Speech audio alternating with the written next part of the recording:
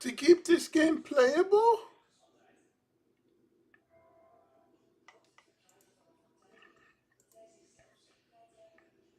That is good. It was time to do that.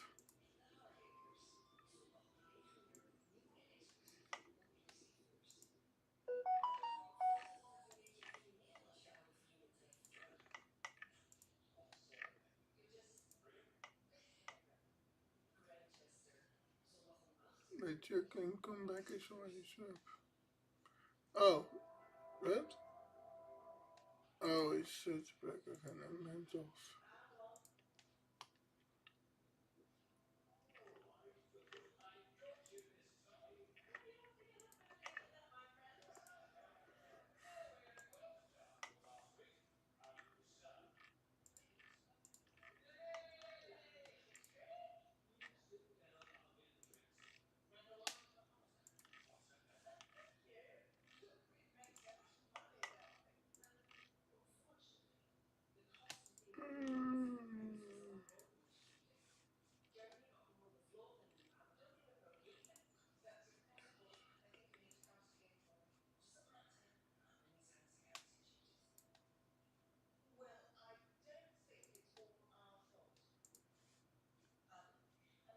Oh, this is.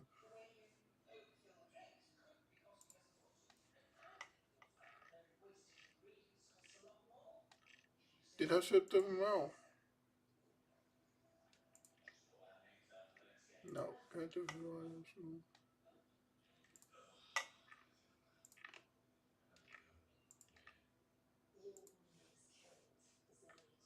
Ja, maar het is toch nergens een nul zo even doen. Nou, nee, joh.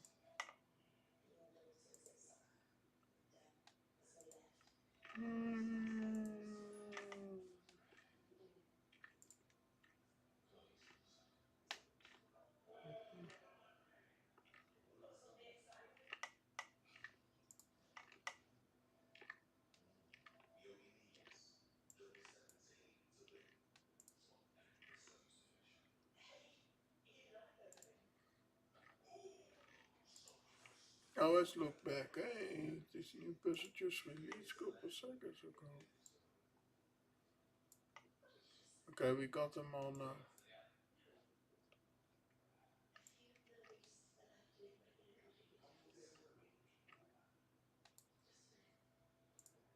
Two more. We go. And puzzle one. So now you have them all subscribed and demo keeps going. I need to make a backup again, but I don't want to play this game every time, so I'm gonna play something different. Is papa boos op Peppa? Nee, papa heeft wat van gezegd. Gelijk niet meer.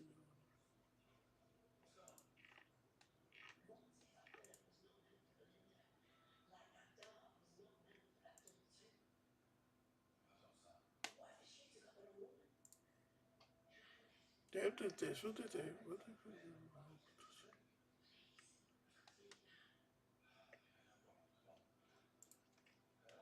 and what's more?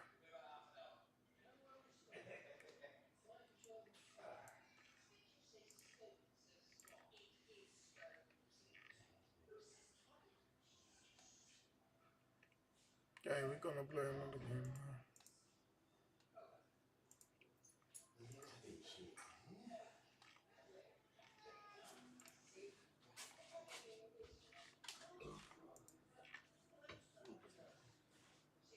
Oh, lieve pa, wat fijn dat u hier bent. Komt u wat leuks zeggen over uw zoon?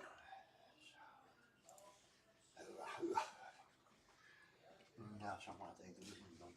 Tessa is alweer naar Bijenhoofdveld. Want ze bleef de hele tijd heen en weer lopen in mijn kamer weer. Deze gisteren ook al. Heeft. God bless, like and subscribe, and good night. And well, maybe after all this transpired, maybe BioWare and EA could finally move on and on to better things. What was the next game they put out into the Old Republic? Those poor bastards.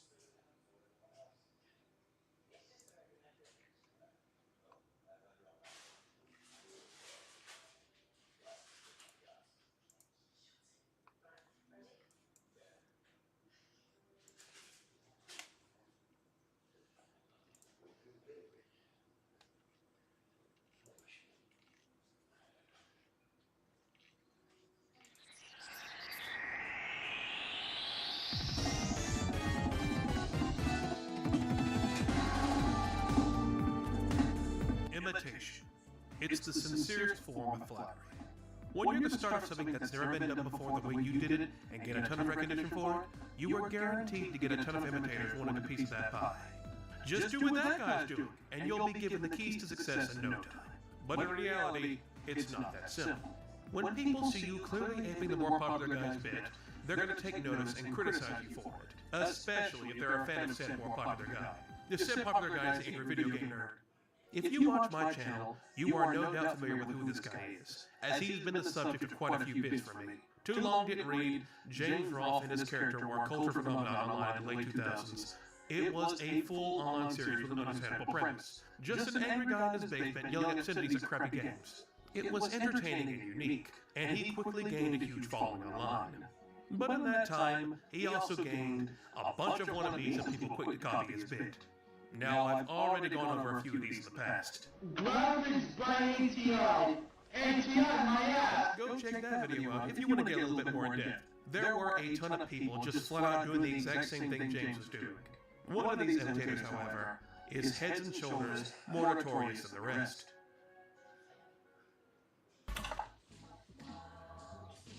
This is Chris Bors, most commonly known by his old alias, the Irate Gamer.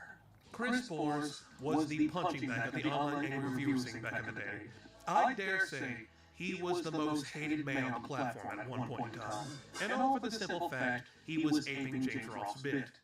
Now we journey into the tale of a man who got famous by doing the exact same thing someone else was doing, and how that affected him and his reputation online. Welcome to the story of Chris Bors.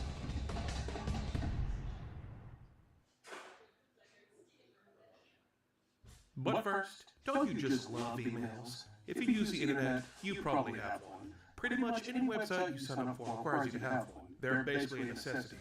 But emails also have the issue of being incredibly vulnerable to spam and scams. Well, with today's sponsor, ProtonMail, you can tell those Nigerian princes to keep their money.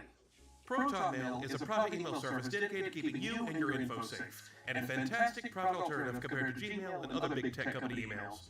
With ProtonMail's zero-access encryption software, all of your emails are encrypted and can only be accessed by the sender and the receiver, while other emails will swarm you with spam and advertisements, along with newsletters you desperately want to get rid of. ProtonMail blocks all email trackers and ads, and allows you to unsubscribe from any newsletters with one click.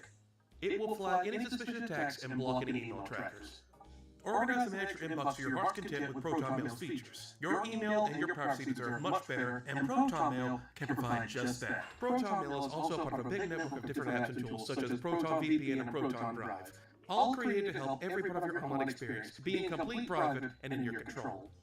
And you can use all of these on several different devices, including your laptop and your phones. If you click my link in the description, you can get up to 40% off if you decide to sign up for ProtonMail. And if you use Gmail or other select providers, there's an easy setup that will transfer all of your info in a flash. Sign up for ProtonMail and keep the privacy you deserve.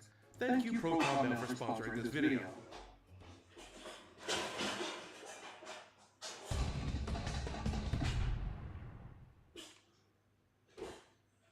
Chris created his first YouTube channel on January 18, 2006, really early on in the website's history.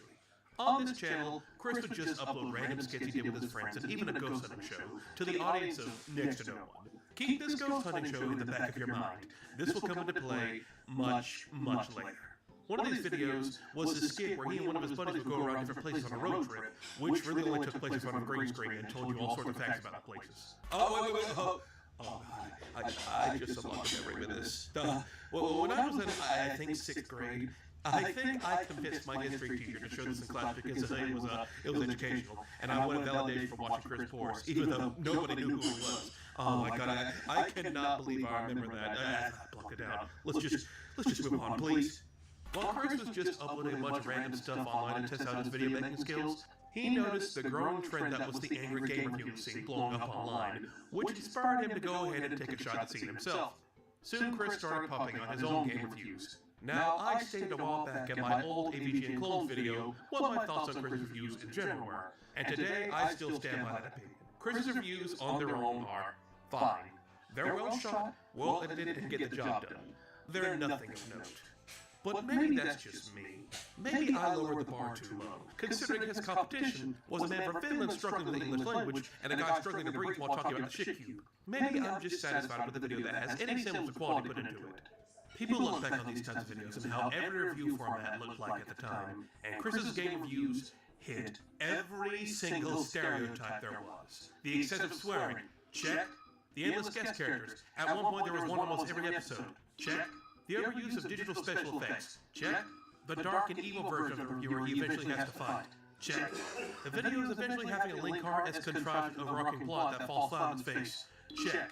Mother of God, they're all here. The vast majority of these characters are all played by Chris himself, so he's sort of going for an Eddie Murphy and the Nutty Professor thing here, with classic recurring characters such as Ronnie the Jewish Skeleton and Satan. Face it, Aldo. You'll never get this far.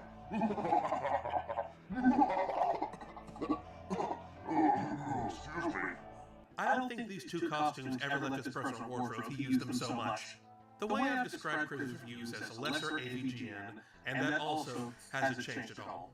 There is absolutely nothing you can get from his reviews that you can't get from somewhere else. Unless you really like corny special effects and appearances from random wacky characters Chris has to interact with in one way or another.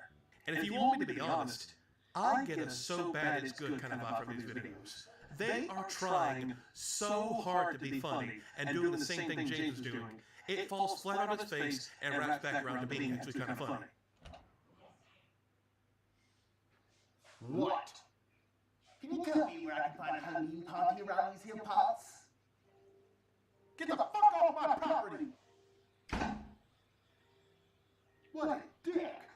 I mean, one episode just has him and one of his pals walking around a green screen desert. Then they stumble upon a copy of Atlanta for the Super Nintendo, and they rub it, and they are mysteriously whisked away back home, only to reveal the Atlanta cartridge holds a genie. The review is filled with corny special effects and bad acting. Yes, I am indeed a genie. You rub the magic game, and I granted your first wish. Now you have 2 remaining. And of course, the episode ends with Chris having to fight a CGI snake. This all ends with the two of them back where they started, as if it never happened at all. This was Chris at his absolute peak. There's just something so endearing about watching a comedian completely bomb, and Chris is the prime example of this. Somebody call 911, because I was robbed. His videos are chock full of so many bad jokes they make you wonder, what was he on while writing them? Pressing up will make him move up. Pressing down will make him move down. Pressing the A and B buttons will open and close his arms. And pressing the party button makes him get jiggy with it. He just slapped a sticker on his NES controller and called it the party button. He had to, as simple as it is, make a prop for this. And of course the end of the 2-parter episode has to end with him fighting Rob the Robot. Now I know what everyone is thinking, but he did this a few years before James did his very own Rob the Robot review, so Chris had to be here. But that's one of the very few times Chris had James beat, because as is expected, a lot of his reviews are very similar to James's very own, especially if they involve games both of them have reviewed. You go to the cafe, which by this time is a breath of fresh air to see something different. You end up at Lou's Cafe. It's nice and refreshing to see a change of scenery after 4 levels of the exact same stuff. I wish I could go back in time to prevent this game from being made. This game is so bad, I wish I could just go back in time and stop it from ever being created. Some lingo is just straight up lifted from a nerd. What a shitload of fuck. What a shitload of fuck! The actual review parts of the video are honestly the worst parts. Chris doesn't really seem to have that much of a grasp on game design, and a lot of his gripes seem to just come down as nitpicking or a build-up to a bad joke. But what the hell is up with all these other enemies? The title of this game clearly reads, Zombies Ate My Neighbors, not Monsters Ate My Neighbors. His most popular review by far that showcases this is his review of Super Mario Bros. 2. This was the review that put Chris on the map, and it's mostly him nitpicking the game and complaining that it plays and looks nothing like the original game. Until he reveals, gasp, it's not actually the real Mario 2, it was a reskinned game called Doki Doki Pen that Nintendo localized and turned into Mario 2. Nowadays, this is no duh, everyone knows that, but give him some slack. It was 2007, so this probably might have been some groundbreaking news to like 5 people.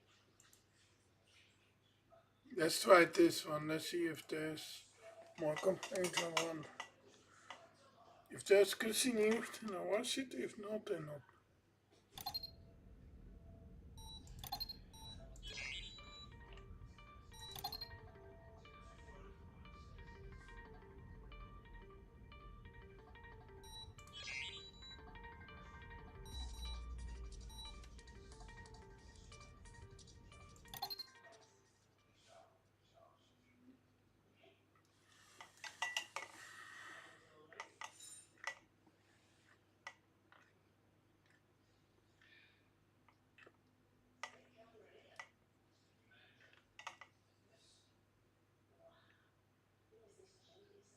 Ja, dat drink ik straks morgen weer. Maar vandaag heb ik gewoon. Dus, let's do this.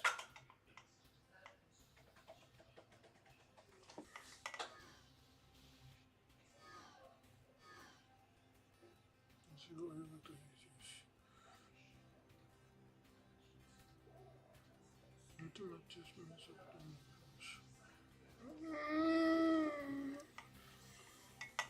Doe maar 5000, dat is toch wel.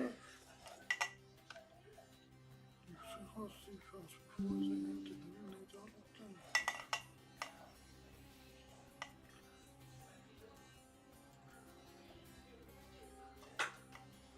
Tegen de wind.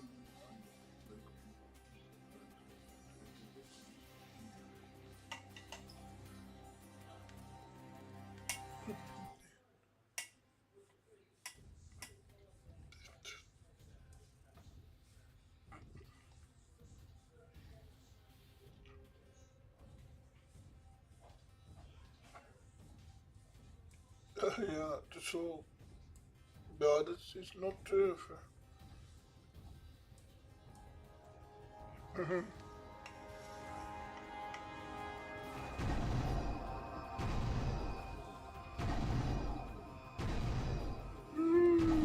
Beyond the attack by government forces.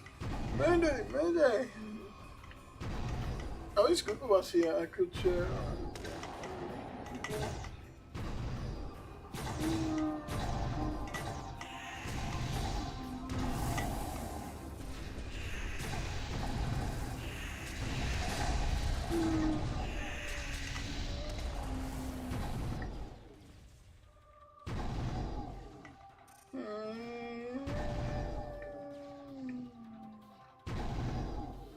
Hold on, hold on.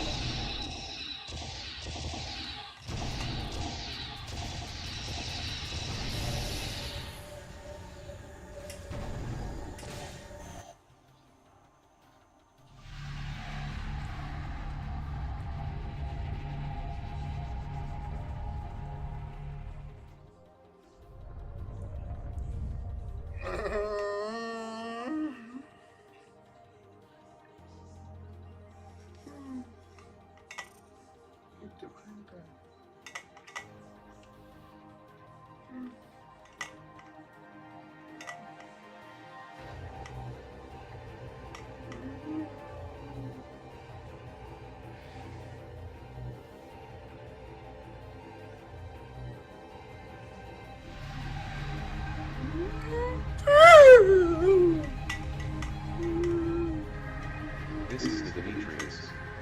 All units, ready your heavy rail guns. Prepare to open fire on my command. Signaler, notify all Group of 5000. Operation Voices is proceeding as planned. Okay, come on, you're gonna die. In Excel.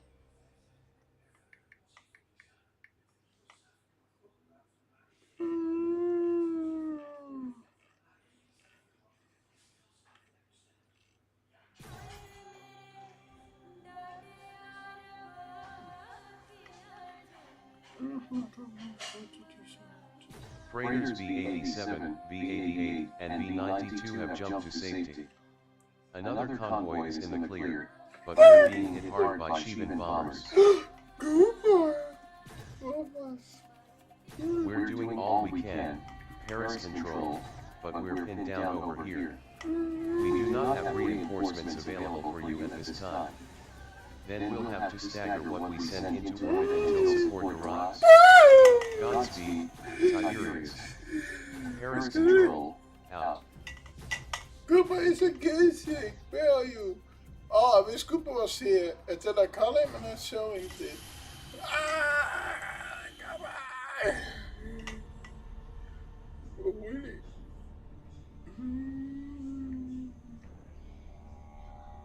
Damascus Battle Group, you have your orders. Keep the Shivans away from Earth as long as you can. Reinforce the feed rates and buy them time to evacuate. For the Syndicate, add Astra for Astra.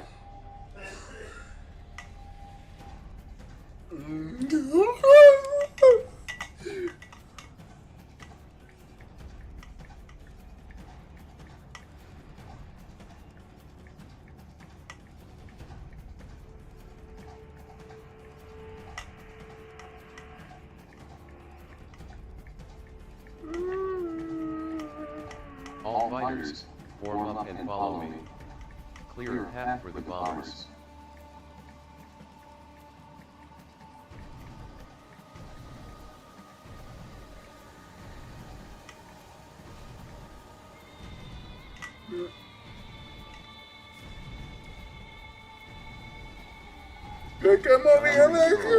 Give me suppressing fire on those cruisers. I want a clear path to the Tiberius this very instant. SD Sun Island and SD Lagish are inbound. I don't know how long we can hold them back. Damascus. Sustaining heavy.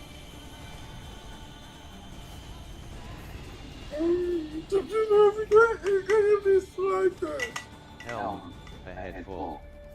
Gunnery control, maximum firepower. We will hold the line, no matter the cost.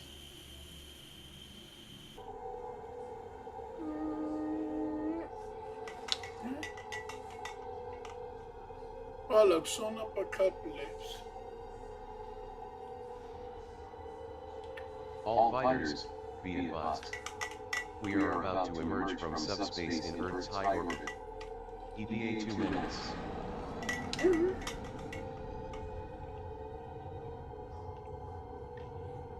Oh, I'm sorry! Don't destroy Cooper! Okay, kids, you heard him. We'll soon be joining the party. Alpha, we're covering the Dioscuri. Beta, you take the Harmattan. Does everyone understand what your jobs are? Understood, boss. Let's do it. Oh God. My hands are shaking. What are we expecting out there, boss? Hell. That's for sure. This isn't gonna be a stroll in the park, kiddies. Half an hour ago, the Damascus deployed inside the heart of the Shivan offensive at Earth. Since then, we've had no response from any ship in its battle group. As it stands, anything is possible. I hope the Damascus is still okay. We can't afford to lose one of our destroyers. Not now. I'm really wondering why Valhalla sent a fucking Galahad there in the first place. We're losing entire worlds right now and they wasted a destroyer in aiding Earth? The capital world of the damn feed race? Because the shot callers on the Valhalla are far smarter than you and because that was the judgment call of Fleet Master Glenn's man. The man who fought those damn destroyers across 3 fucking wars. Neither of us can stop the Shivan incursion without the other, Nielsen. Now shut up and focus, you dimwit asshole. Arrival at Earth's high orbit in 20 seconds. We're detecting a strong Shivan presence and a large concentration of debris near our exit coordinates. Let's do it, kids. Stay frosty. We're going in hard.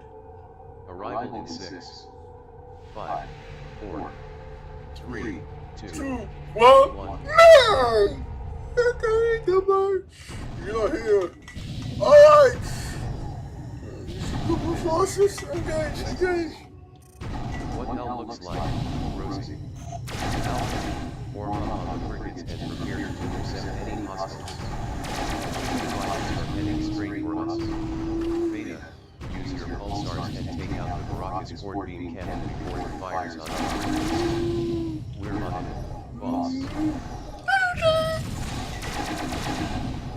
The Damascus is not responding to our commands. Looks like her comm system is down. Let's secure the immediate area first. Then we can attempt to assess her situation.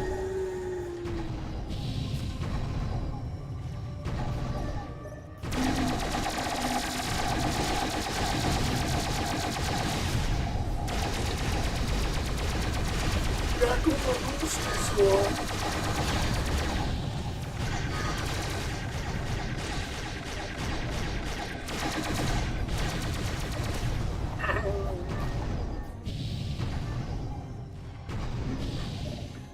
I can't hold these fucking bugs off much longer.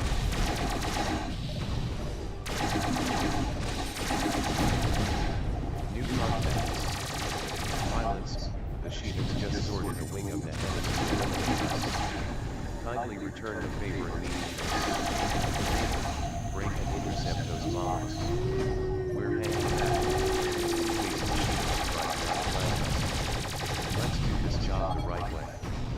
The Barak is no longer a threat, boss. Kid. This escape from the Barak and withdrawal to Armageddon. Our frigates can easily handle whatever's threatened.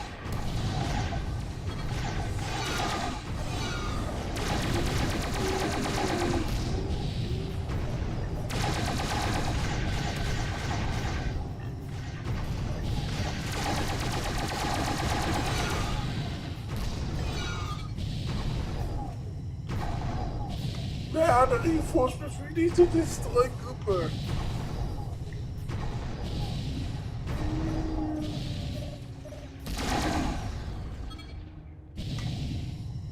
We're alive, and they aren't. I guess we can call that a win, right? I guess we can, Spark.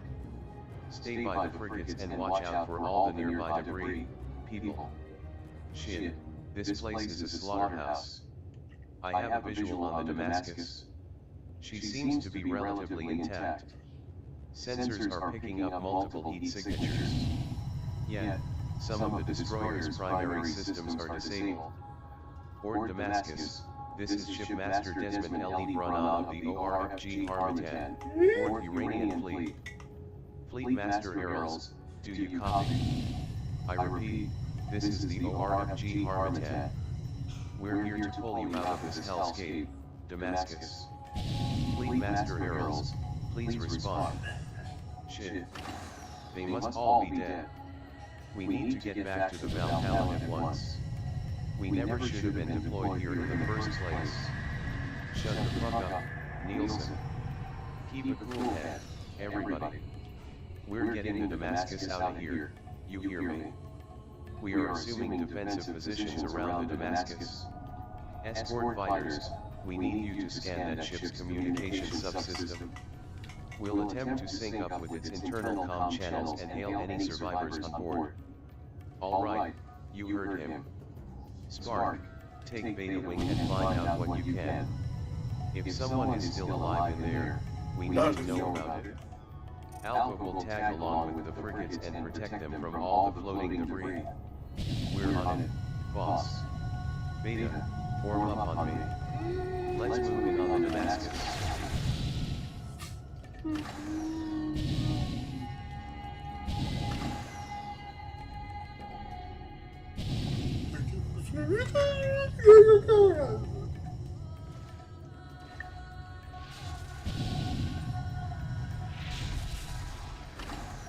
I'm playing the first mission now. To spoil this, yeah. We're playing this mission. It's a scramble me show, but yeah, Gooper now likes to play this. So I forgot you gotta play to this with Gooper. Gooper is alive. I will call him and soon I am going to help me with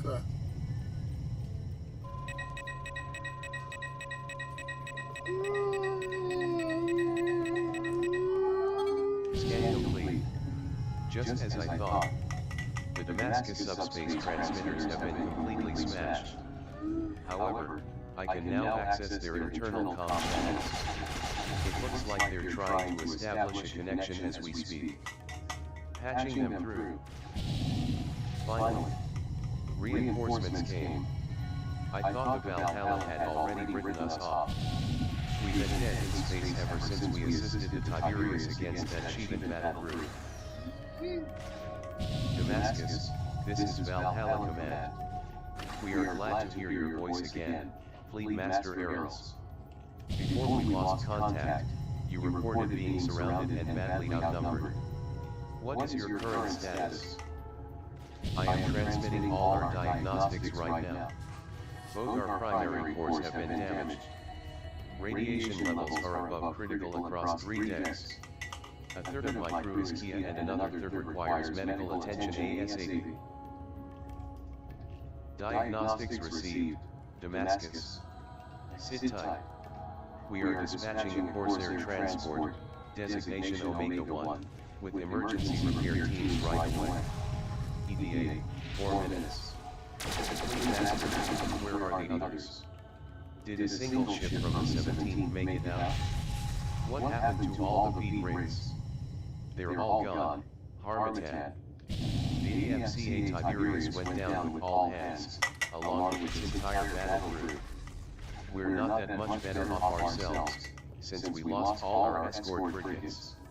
Only our heavy armor allowed us to survive the onslaught. We made the bastards pay dearly for our losses, though. We took out 3 Sheevan destroyers, including the Samael-class destroyer Sun Island. Add a full detachment of frigates and cruisers onto that. We halted their offensive in this sector but only temporarily, I'm afraid. The Tiberius is gone. Looks like Admiral Walker, the Lion of the Federation, finally met his end. That bastard's hunter-killer teams claimed far too many good men in the past few months. The hunter became the hunted. That's at least some reassurance in all this insanity. I'm glad the Sheevans did the job for us.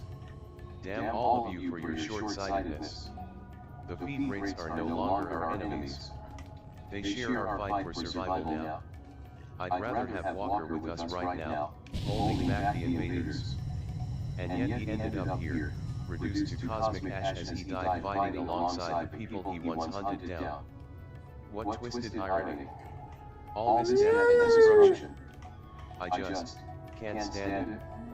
See that charred wreckage over there?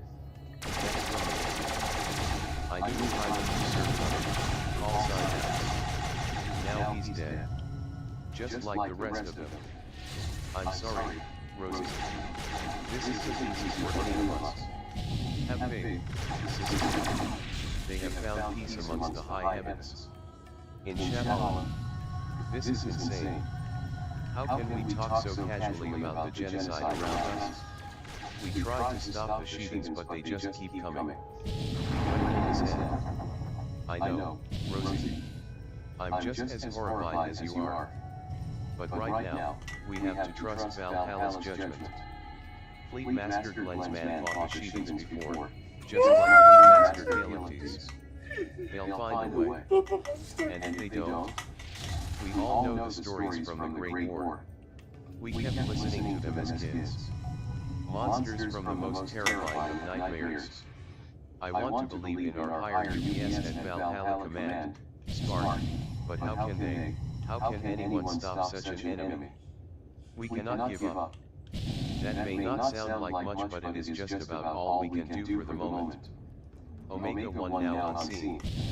We are carrying engineering teams for the Damascus. Pilots, cover us as we make our approach. Acknowledged. Beta Wing, form up on Omega 1. The fate of everyone on board the Damascus now rests on that transport safely docking with her. Hostiles in the area. Sheevan fighters at 3 clicks out.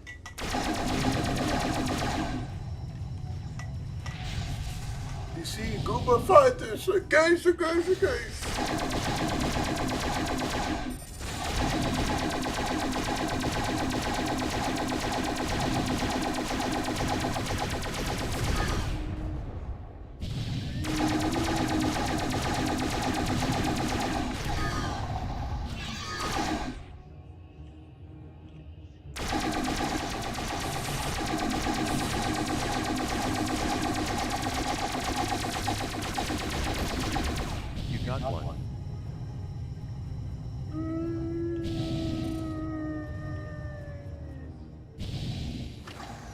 Of course I got one. I need to engage Gooba right away.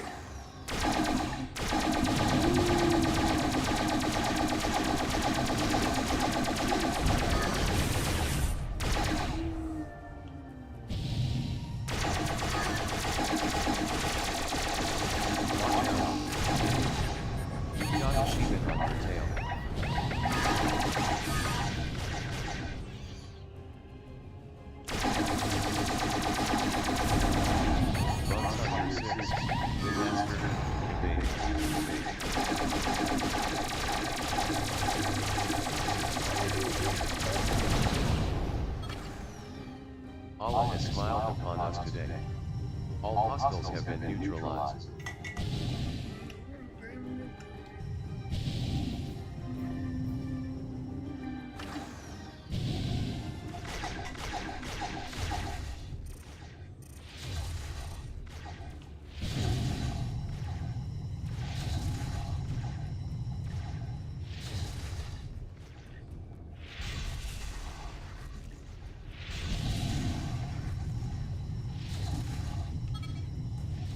This is Omega 1. Docking point is secure. Our engineering teams are now boarding the Damascus. Beta, good job saving our asses from those Sheevans. Wingmaster, I really wish my centaur was faster than this. Wait, what's that? Multiple jump signatures, 5 clicks from our position, 1 frigate and 3 fighters. All have Earther IFFs. Alright, people, we might have bad guys joining the party. Let's hope we haven't bumped into a feed rate version of Nielsen or something like that. Hey, I heard that. Syndicate vessels, this is Captain Iris Nitnikot of the EFFG and Drosta. We barely escaped the Sheevan offensive, but enemy bombers have tracked us and will not be far behind. We need immediate fighter support. And Drosta, this is Shipmaster L.E. Brunon, ORFG Harmattan. Head towards the Damascus and help us get into safety. Beta Wing, detach from our defensive screen and protect the Androsta until it can join us. Damn feed rates. We almost lost the Damascus trying to save their hides. Now they dare to ask for even more of our help? They found us. A full wing of Sheevan bombers.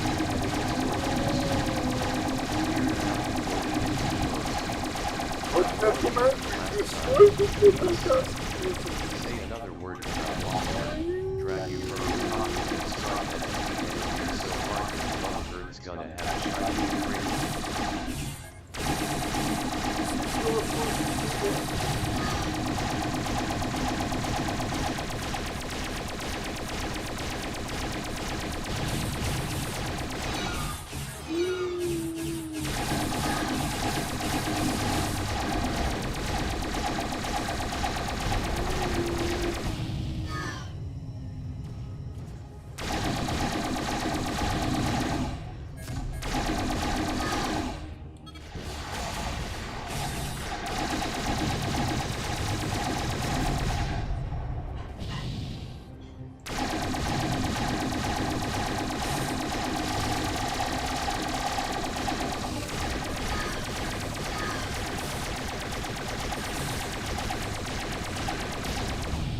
All of them. Area is clear. Rearm if you need to, pilots. Not bad shooting, for you outsiders, at least. Stay vigilant. The Sheevan might launch another attack any minute now, and I don't want Earth soldiers dying in vain because of your clumsiness. Watch your mouth, Earther. We're not helping you just to listen to your insults. Spark, keep it calm, okay? We're on the same side now, Sword 1. Let's not start our new alliance with unnecessary insults. Cooperation does not imply friendship, Alpha 1. But since it serves both our interests for the moment, let us pretend to be friends for a while. That should indeed increase our chances for survival. Lieutenant Commander Ian McNeil, 141st Silver Shrikes, Earth Defense Force, Iron Ring 09. Squadmaster Harper, 49th Avalonians, Fort Thor. Either my memory's playing tricks on me or I recognize that shining shield insignia on your hull. We've met before, Commander. Or clashed would be a better word. Carrier Passage, 4 weeks ago. You attacked our supply convoys alongside one of Walker's hunter-killer teams. I chalked up 2 of your wingmen and nearly blasted your chivalric ass into space. Ghost and Templar died in that mission. Good soldiers. I mourned their sacrifice, but it allowed us to vaporize 5 of your supply ships. A wonderful memory indeed, Squadmaster. I am somewhat disappointed we will not have an opportunity to finish our little duel. For my part, I'd really love to finish our duel, Commander, but my kill list's grown quite long since the invasion began. Long and full of buggies. It'll be temporarily deprived of any feed rates. Oh well. I suppose that's some form of relief. Rearming complete. Attention all syndicate and feed rate forces. We are sending you coordinates for a rendezvous point near the Valhalla zone of control. Prepare to depart without delay. Leave anything that cannot be evacuated right now. Valhalla, tell me that was just an outburst of garbled static. You are not asking us to abandon Earth. We are Fleet Master Errol's. The Sapinas Armada is on the move and will reach Earth much sooner than we anticipated. The first Juggernauts will arrive within 3 to 4 minutes. Their vanguard will be upon you in approximately 60 seconds. Leave Earth? Impossible. You outsiders were supposed to help us hold the Sheevans here. Now we're to abandon everyone still trapped on Earth. We can still delay the Juggernauts despite our present condition, Valhalla. We can buy additional time for the evacuating refugee convoys. We cannot just. You can and you will, Fleet Master. That is a direct order. Let us call it a revision of strategy. Earth is lost, as is anyone who doesn't make it out before the Armada surrounds the planet. We are awaiting the Damascus at the rendezvous point, Fleet Master. You will be informed of any additional Sheevan activity in the area. Godspeed. You are going to need it. Future generations will judge you for that, Valhalla. They will judge all of us. I just hope that one day they will understand the reasons behind our actions.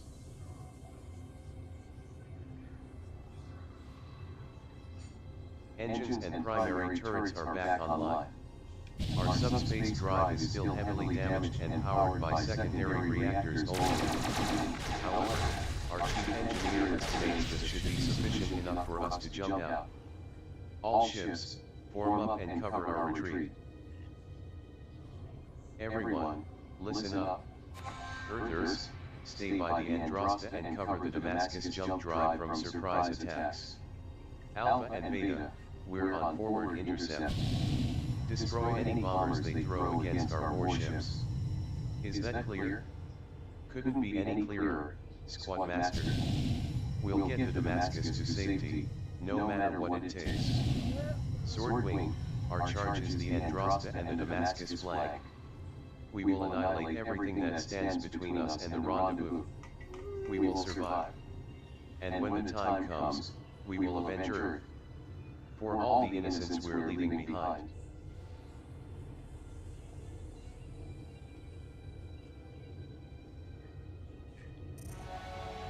detecting Sheevan warships warping in at long range.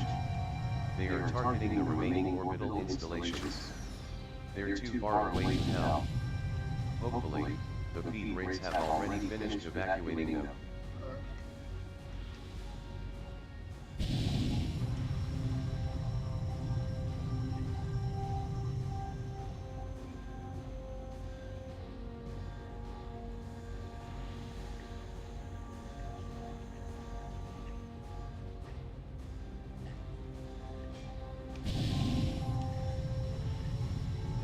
Damascus, be advised. The first juggernaut has just arrived near your location. Designation XJ Regal. The Sabanos. Oh my god, it's far more terrifying in person than in the vid clips. 6 clicks in length and firepower far exceeding any Terran warship. How could we even hope to challenge such a monster? We can't. Perhaps we're not even gonna have to, not today at least. It's too far from us to be a threat, so just concentrate on what's in front of us. We'll make it. Mayday. Mayday. A Wakane station calling all Terran ships within range. We're under attack by Sheevan warships. Our civilian personnel is still being evacuated. Please assist us. All units, disregard the Wakane's transmission and focus on your primary objective. There is nothing we can do for any of them. The second Sabanos juggernaut is here. Designation SJ look okay quicks. It's also out of range of us and holding position. We are detecting a growing energy signature from the beam cannons of both juggernauts. Estimated time until they are fully charged, 20 minutes. Wait. We're not the target. Those juggernauts, they're getting ready to fire on Earth itself. This isn't happening. Tell me this isn't happening. Stay with me, Restream. We'll get through this, I promise. All ships, spread out and prepare for departure. I don't want any heroics here. If a juggernaut catches us, this will be our only chance to get away. Incoming Sheevan jump signatures. 2 wings of Nephilim bombers with 2 wings of Scorpions on flanking maneuvers. You know the drill, Alpha and Beta. Bombers first, then the Scorpions. Sword, keep that flank covered. I'll be back after dinner. We're gonna continue, and I'm like, of course I will tell you, the game is still playable. I repeat, the game is still playable, so you can still continue with demo. And that means that you can continue making levels of what you want to do. Dus if you really want your level in the collection, to do that, and I will do it. I will see you guys after dinner.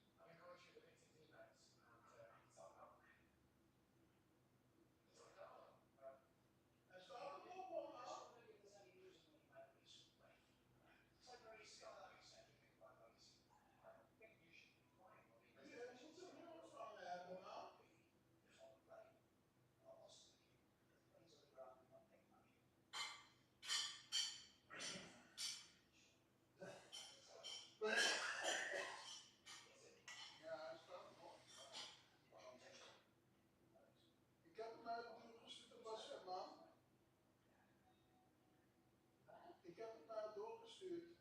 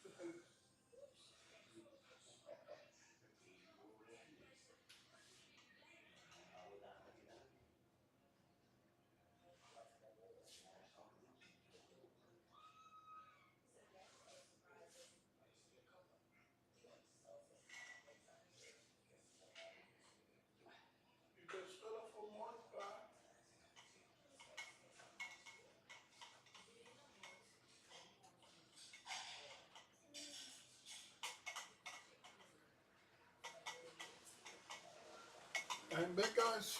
We're gonna finish this mission. Elsie's gonna. Okay, now we're gonna continue with this campaign event from Google. So.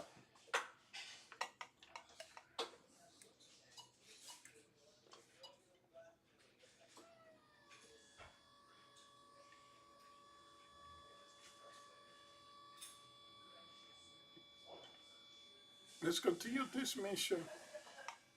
It's a long mission. Oh yeah, we were busy destroying Google 5000 for see van friends. Let our enemies feel our wrath.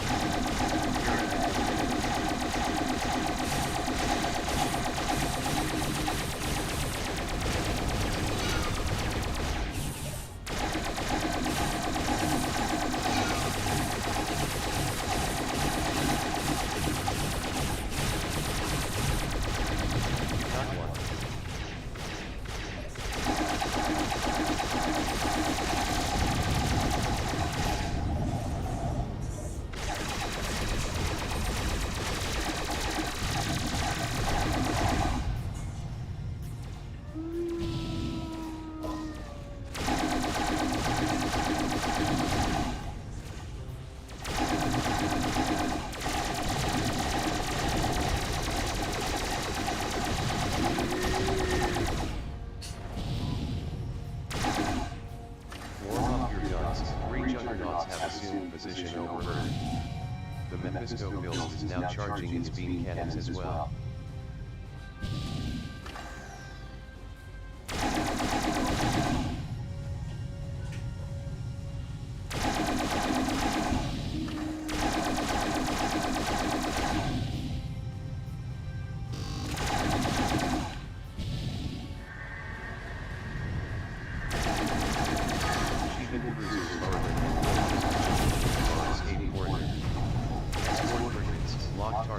And open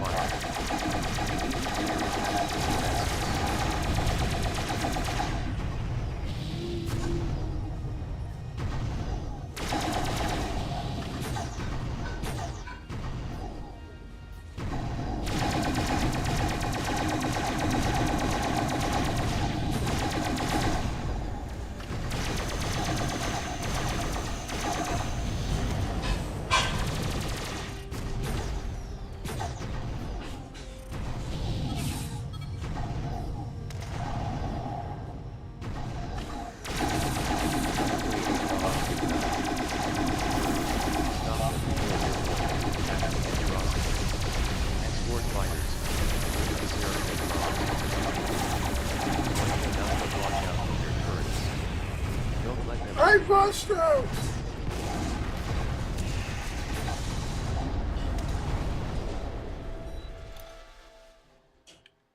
I hope we can see CP. Hey, let me shoot CP. This looks like this. Freighters B-87, V-88, and B-92 have come to safety. Another convoy is in the clear, but we're being hit hard by Sheevan bombers. We're doing all we can, Paris control, but we're pinned down over here. We do not have reinforcements available for you at this time. Then we'll have to stagger what we send into orbit until support arrives. Godspeed, Tiberius. Paris control, out.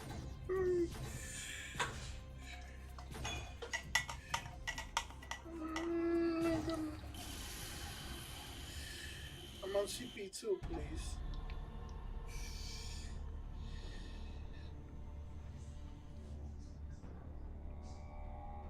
Damascus battle group, you have your orders. Keep the Sheevans away from Earth as long as you can. Reinforce the feed rates and buy them time to evacuate. For the Syndicate, add Astra for Aspera.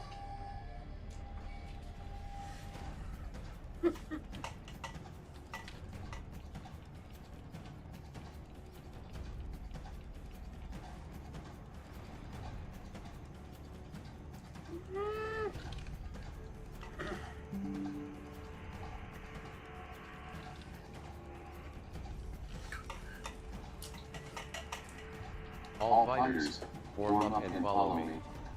Clear a path for the bombers. Gunnery control, give me suppressing fire on those cruisers. I want a clear path to the Tiberius this very instant. SD Sun Island and SD Lagish are inbound. I don't know how long we can hold them back, Damascus. Sustaining heavy damage. Hull failure. We're going down. Helm, ahead full.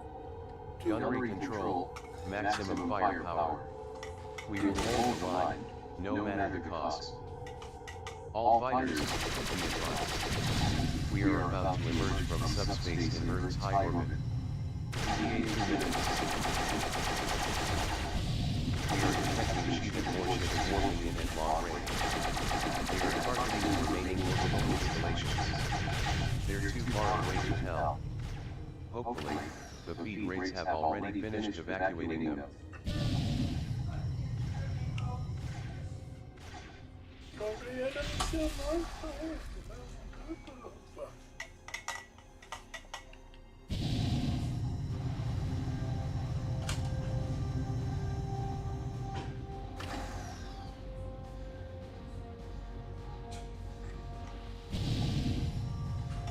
Damascus, be advised.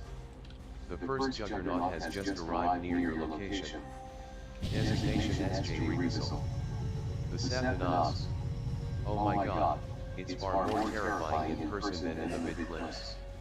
6 clicks in length and firepower far exceeding any Terran warship. How could we even hope to challenge such a monster? We can't. Perhaps we're not even gonna have to, not today at least. It's too far from us to be a threat, so just concentrate on what's in front of us. We'll make it. Mayday. Mayday. A Wakane station calling all Terran ships within range. We're under attack by Sheathen warships. Our civilian personnel is still being evacuated. Please assist us. All units, disregard the Wakane's transmission and focus on your primary objective. There is nothing we can do for any of them. The second Satanaz juggernaut is here. Designation SJ Look of Cakeways. It's also out of range of us and holding position. We are detecting a growing energy signature from the beam cannons of both juggernauts. Estimated time until they are fully charged, 20 minutes. Wait. We're not the target. Those juggernauts, they're getting ready to fire on Earth itself. This isn't happening. Tell me this isn't happening. Stay with me, Rosie. We'll get through this, I promise. All ships, spread out and prepare for departure. I don't want any heroics here. If the juggernaut catches us, this will be our only chance to get away. Incoming sheathen jump signatures. 2 wings of Nephilim bombers with 2 wings of Scorpions on flanking maneuvers. No drill, Alpha, and Beta. Bombers first, then the Scorpions. Sword, keep that flank covered. Soldiers of Earth, let our enemies feel our wrath. Terra ad infinitum.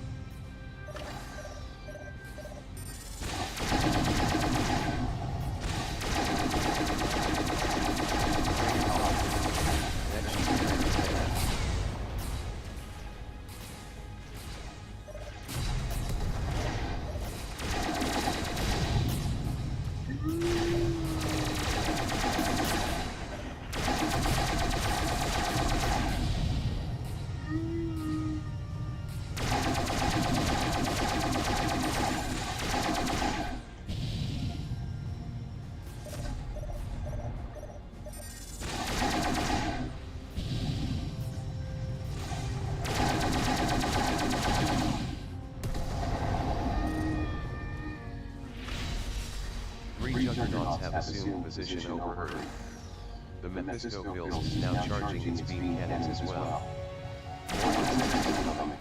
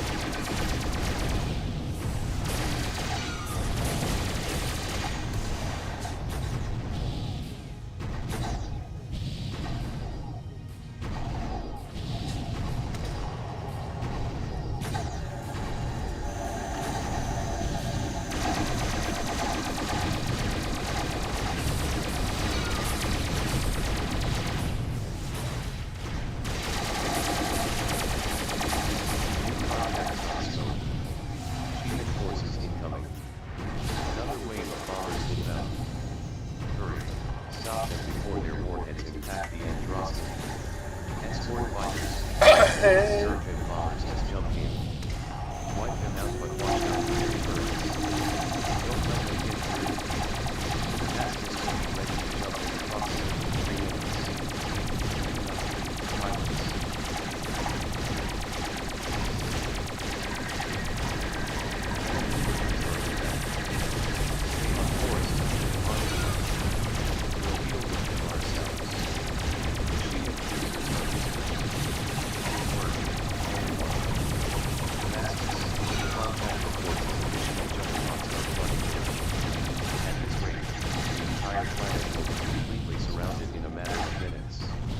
Escape from Earth while you still can.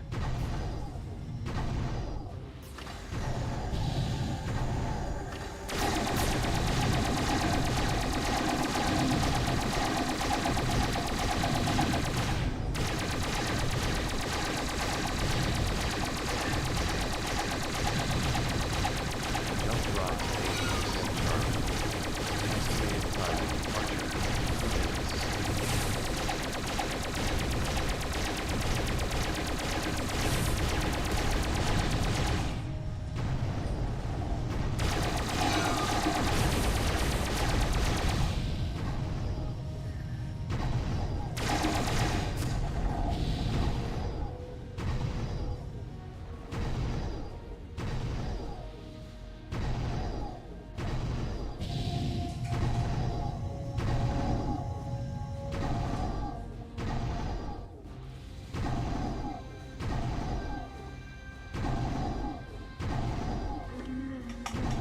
More insects incoming.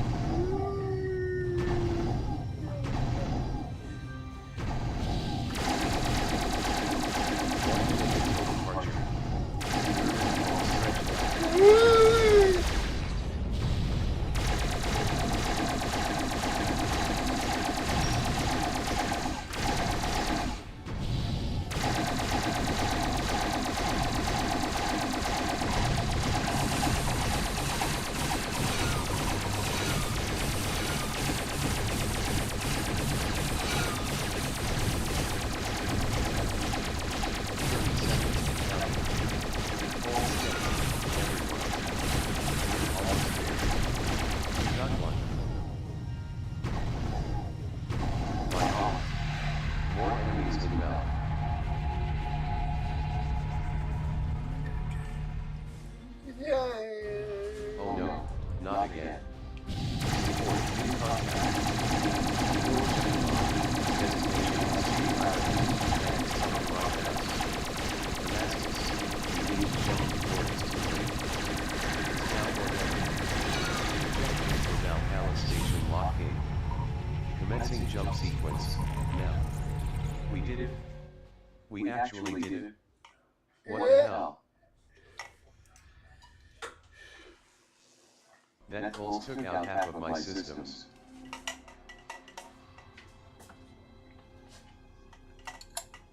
Jump drive malfunction. We're dead in space. My engines are down. I can't get my systems back online. Hold on, Rosie. Please hold on. Rosie.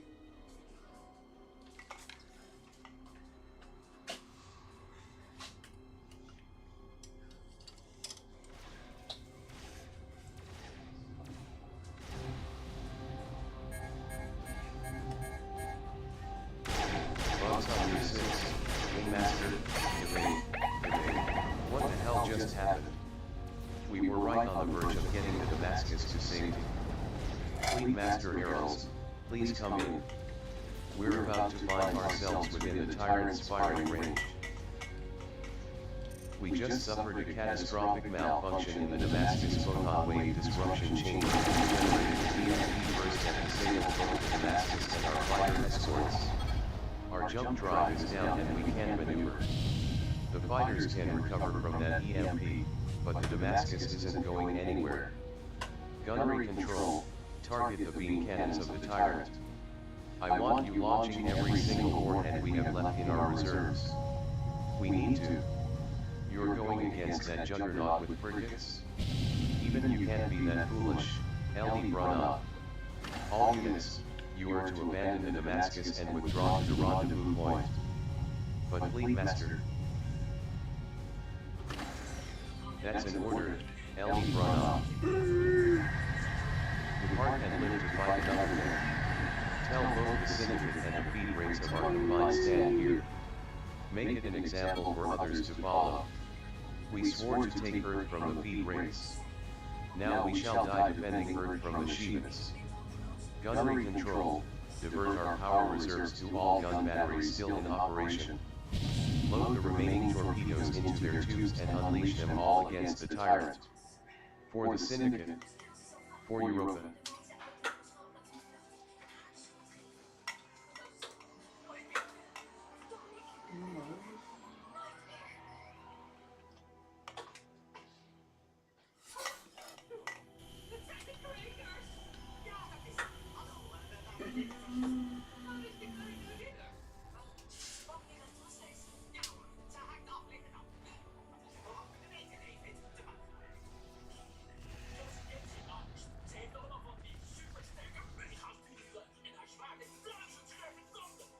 En zo gaat Cuba om met mensen.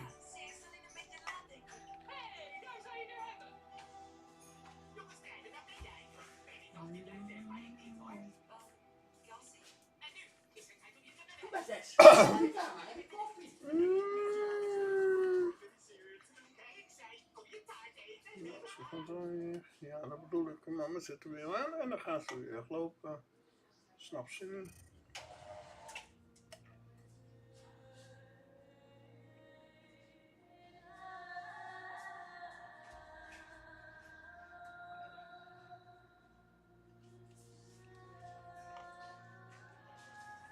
Oh, look what Google does.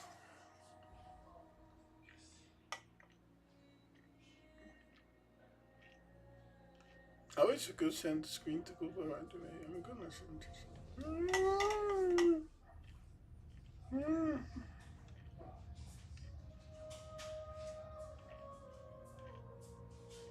Freighter Echelon, you are cleared for departure. Godspeed to you and everyone aboard your vessel.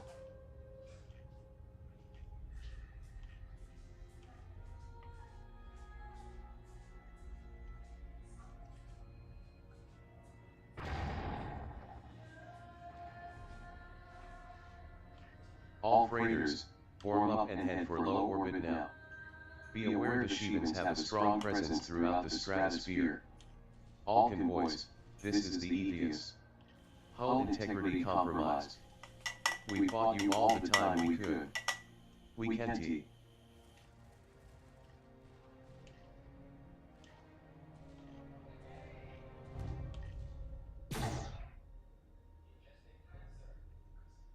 Alacrity to all Federation ships.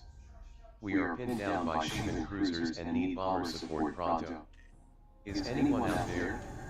Is anyone listening on this damn channel? You can stop trying to hail them, Alacrity. I think they're all dead.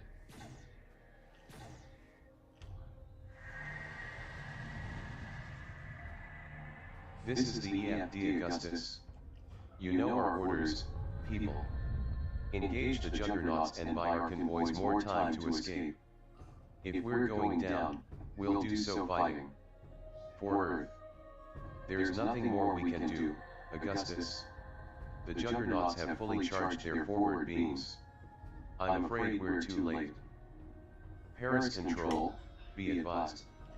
You've got Shivan beam cannons aimed directly at your... Oh my god.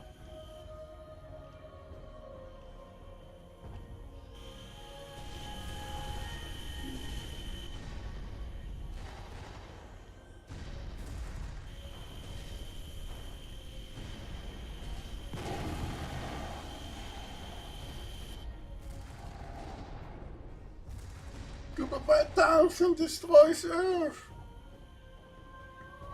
We're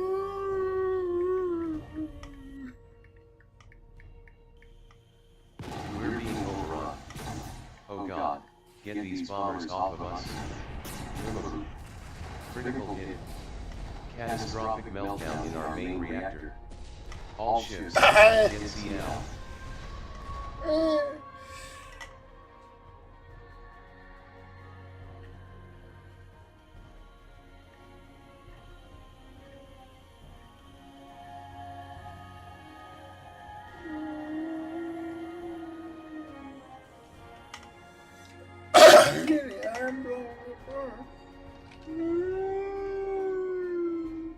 Sustaining heavy fire. Sealing off decks 4 through 11. Diverting all power reserves to primary plasma CA commation system malfunctioning. We're unable to. Augustus. A number of refugees from Paris managed to break through. Our counter-strike was not in vain. Augustus. Augustus, do you read?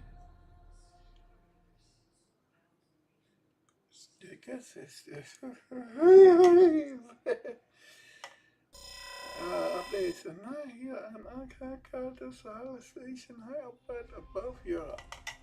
15 December 1967. 6 hours after the battle for Goop 5000 is it. Scotsman's defending was get up, but hell do you want? 2 seconds after you holding up, get out, you're not thinking around anything like this. I find both at just I want to be done right now, okay? Don't throw yourself too much in this stuff. Book a fabulous thing I want. Okay, you know, but we almost someone. I've been through this many times myself. You're not alone in. But you can never lose. But you never lose it like those. See, I know, but it's two of you too close. One day you won't share. Yeah, no, finish here. The learners from all people who die fighting out there, but they aren't today. Defense won't bring me back. I'll keep it like once he defeated on 48.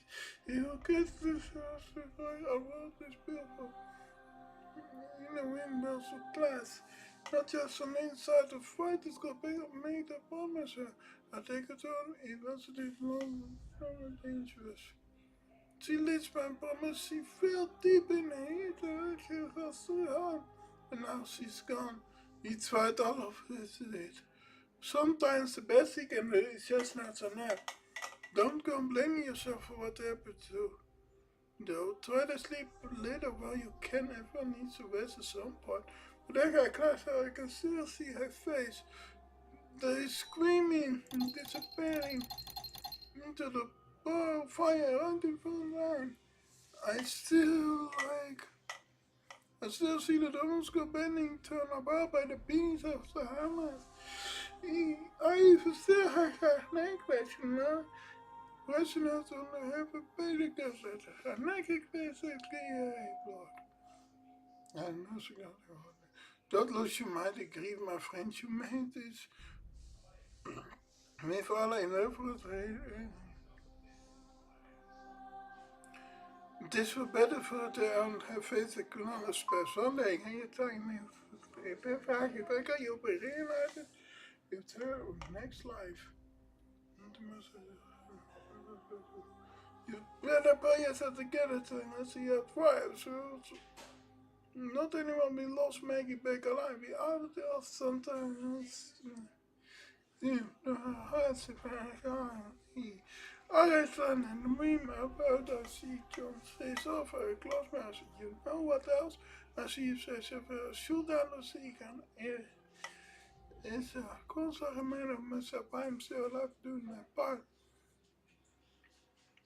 I so bitter, I'm sorry, I may I should have done and I will bring about that bij ons is ons jaar hier.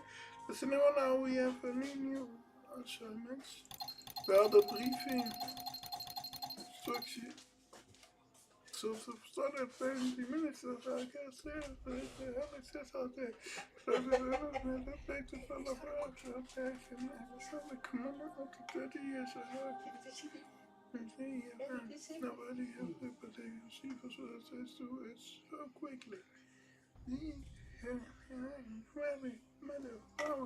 situations should be better, multiple better should be.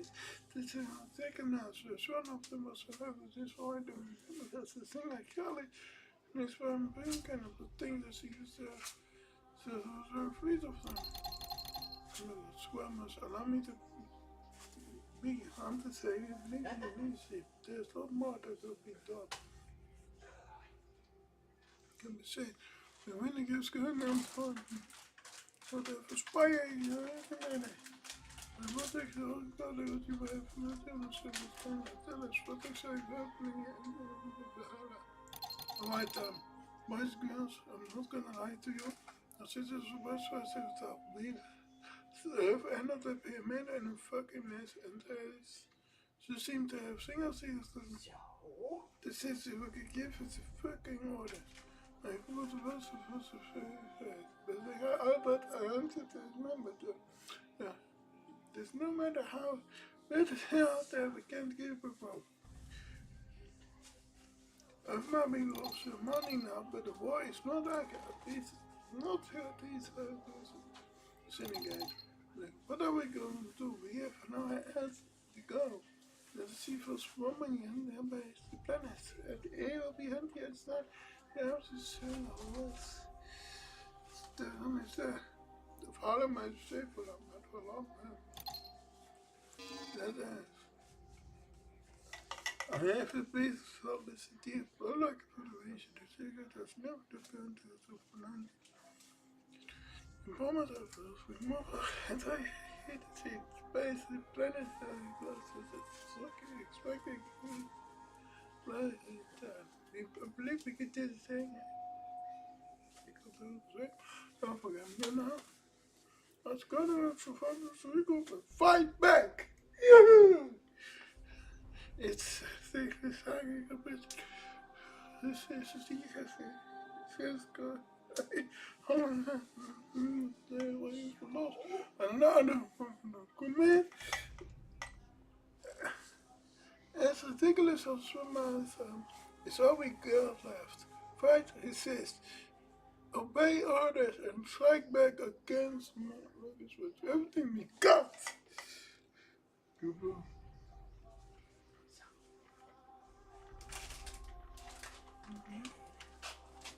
Zo, wat gaan we doen?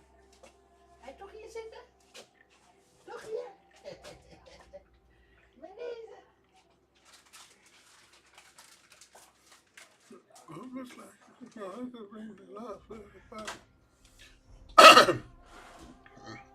I don't know, I don't fucking know. They never see you by some time. I'm going to quite easy. What was the hardest right? You know, and my brother, he's still alive.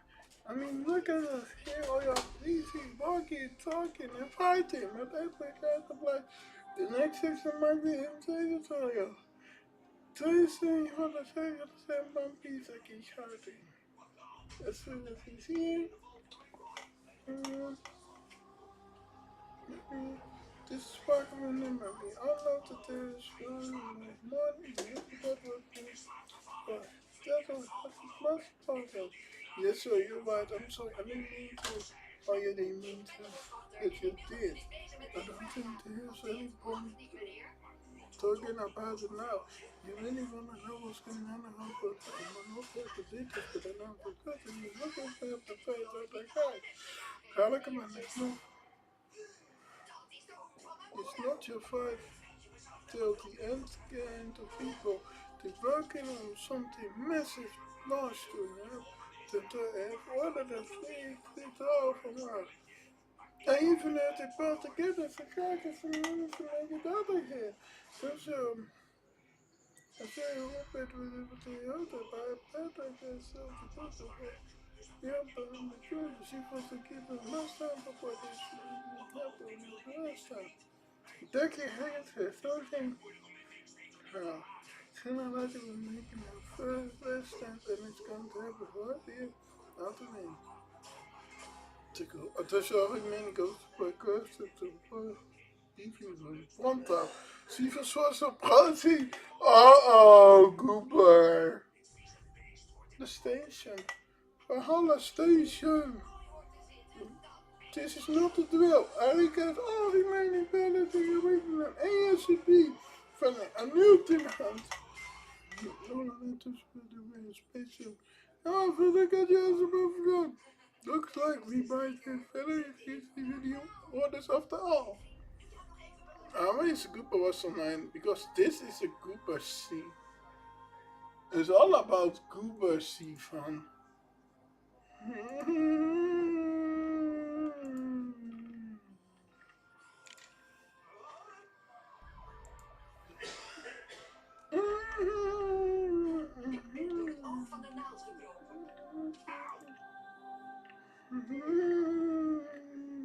Goed, ik heb nog een paar kaasknabbels over, maar geen idee aan wie ik ze moet geven. Ik wou dat die Charlie nog in de buurt was. Ik weet dat hij ze lekker vindt.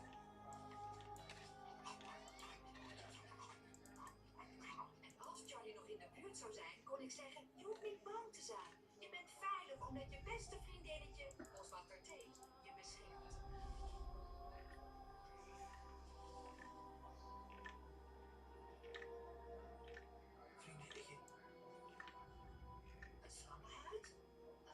Dank je. Heel bijzonder. Leuk je te Tot de volgende keer, Charlie.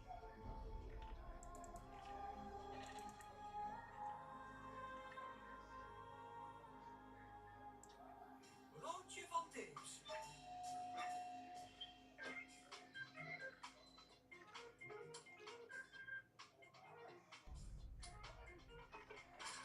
Ik kan me niet goed concentreren. Hij is weer goed. Kalm blijven. Hij is weer goed. Kalm blijven. Kom op, Keur. Doe eens even schroef van onze selfie. Oh, really? Mm-hmm. I am the one who blow up.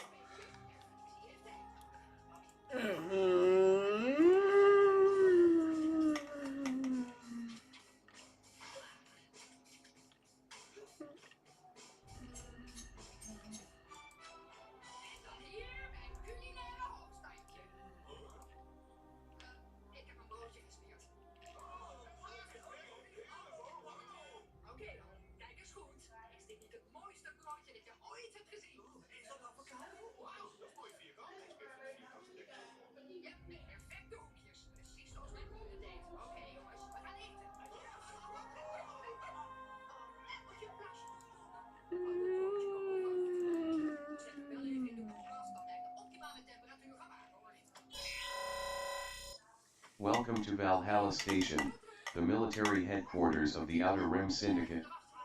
I am Tactical Arbiter James Wallace. I'll be briefing you while your fighters are undergoing repair. I will not waste your time on formalities. All of you were there when it happened. You saw it with your own eyes.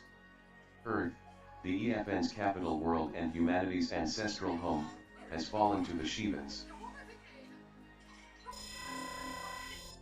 The Shivan Juggernaut fleet bombarded the entire planet from orbit.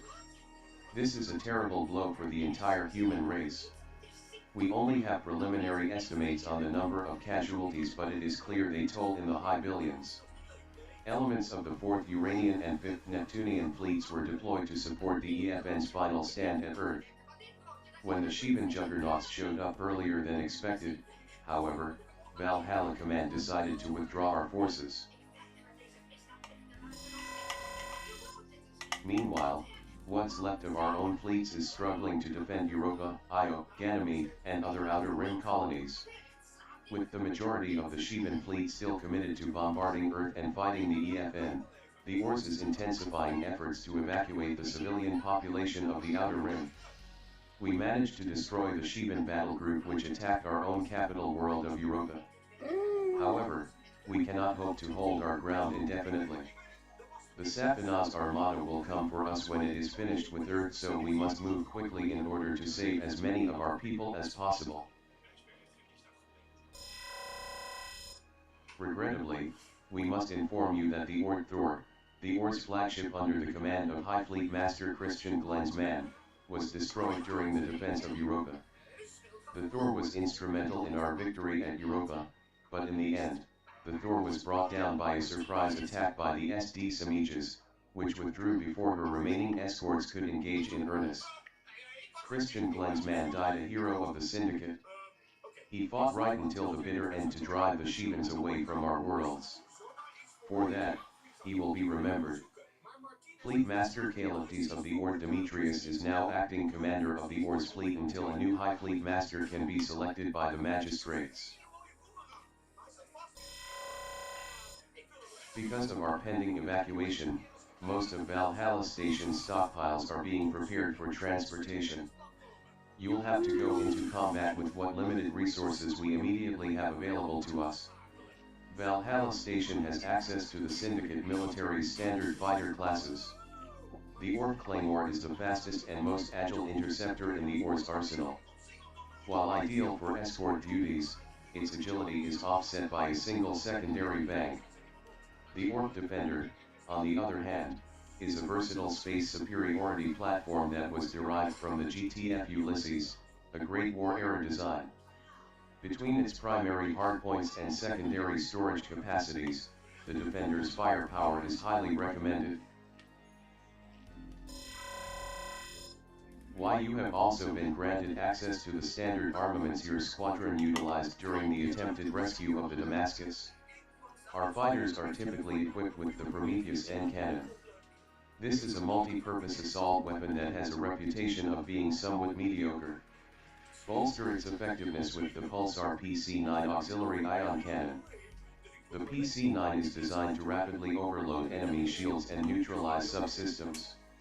As for secondaries, you have the Stinger aspect lock missile and the MX-112 medium-range swarm missile. Put them both to good use. Last but not least, let me remind you that Valhalla Station has several squadrons of upgraded Centaur-class support ships at our disposal similar to the Centaurs deployed on board the Damascus. Next-generation ammunition transfer modules allow your fighters to be rapidly resupplied in combat conditions. Additionally, the upgraded Centaurs can deploy a contingent of nanotech drones that will repair your fighter's hull integrity up to 60% during standard docking procedures.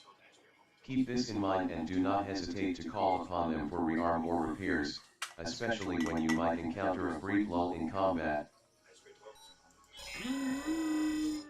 Welcome to Valhalla Station, pilots. I'm Tactical Arbiter Pavlis Hemming.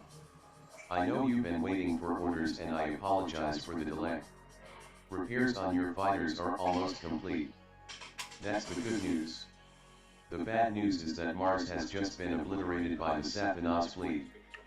What's left of both the EFN and Or's fleets are spread thin throughout the Sol system, so it's only a matter of time before the Shivans return and turn their full attention to Valhalla Station.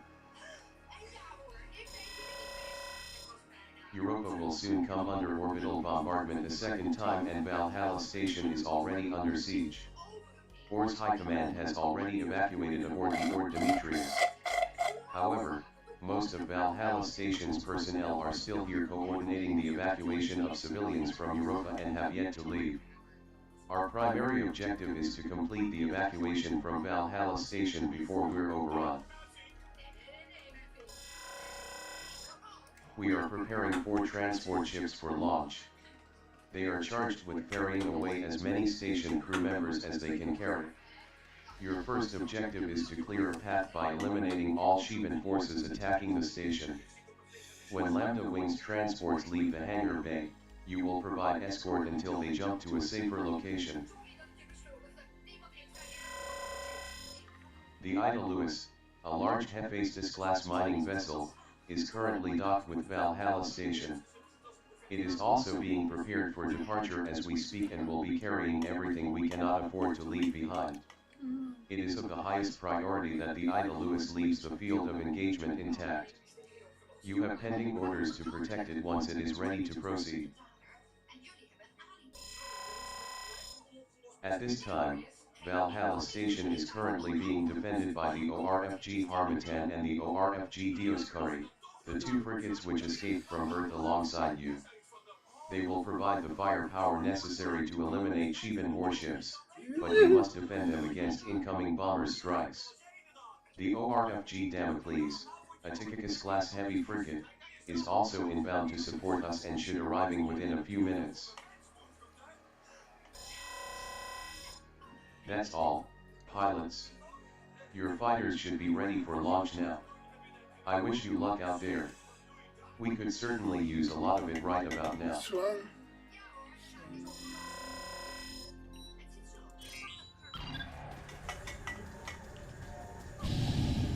Keep your heads on a swivel and watch out for incoming beam fire, kids. I forbid you to die idiotic deaths. Is that understood? Avoid an idiotic death. Clear as crystal, boss. Alright, Alpha, warm up. We'll be covering the Harmattan's approach. Beta, target, and engage the Sheepman fighters accompanying the dash all the Falcons. The best part of the job gets reserved for us, right? As always. I know you're up to the task, kid. Prove me right with less talking and a lot more shooting. By all, more enemies inbound.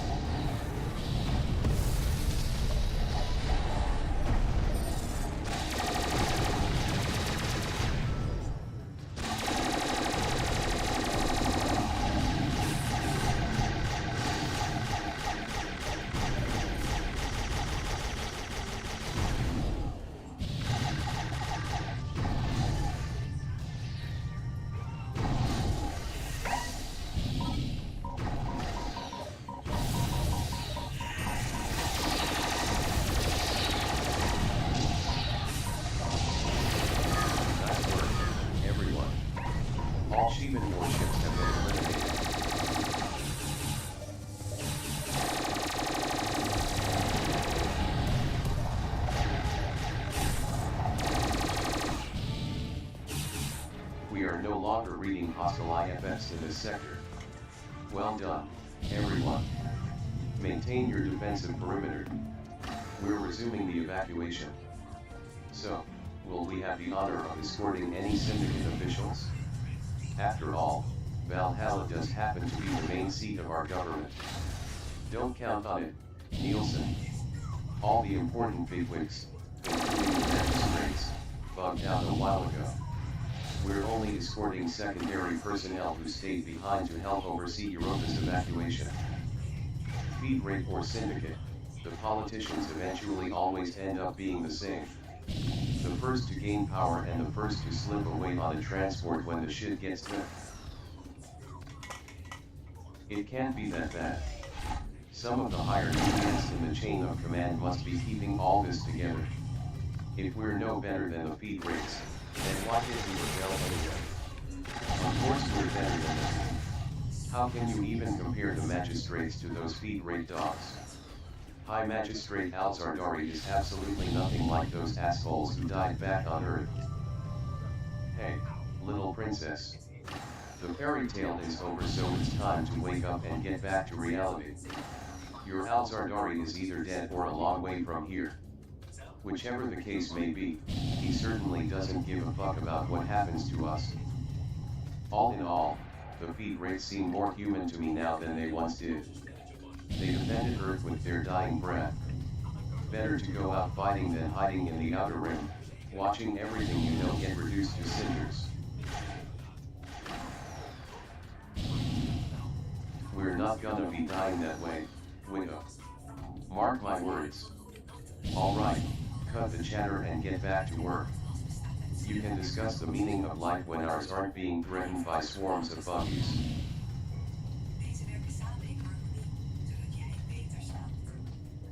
Do you want to know how much skills I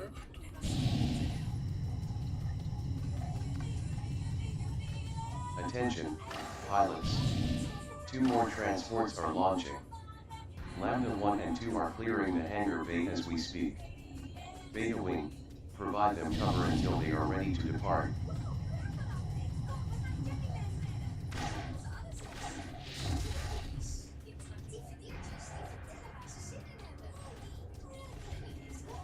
Look alive, Everyone. Bravo is going after the transports. Beta, move to intercept.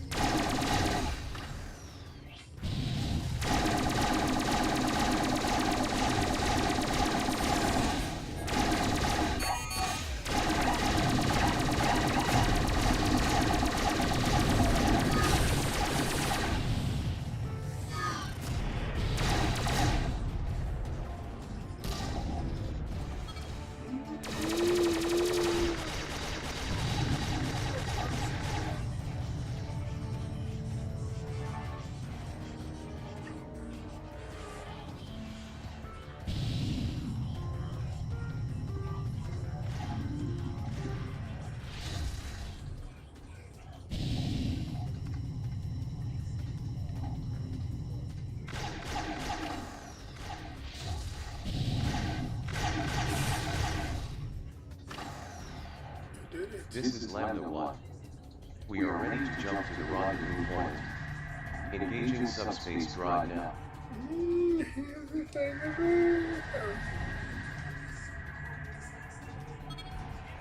Okay.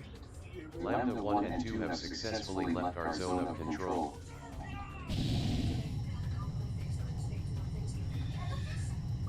All units, Sheevan bombers have entered the field of engagement. Bravo is on the attack vector with Valhalla Station.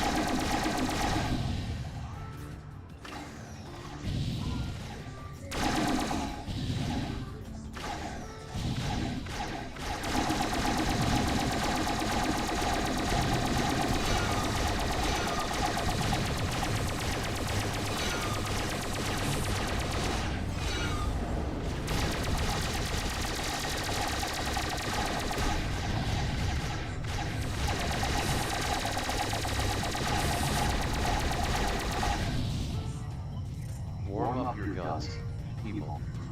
More fucking insects inbound. Heads up, everyone. We've got a new pair of Sheevan cruisers on scope. The SC Master and the SC-10. Harbican, proceed to engage Sheevan threats. We have reinforcements en route to assist us. Go on, Sheevan. That's good. There's no such thing as a big gun when you're fighting your Sheevans. Go on and take that please now on station. Plasma drivers are hot and ready to put some bombs. Enjoy the fireworks, Valhalla. All units, fire in the hole.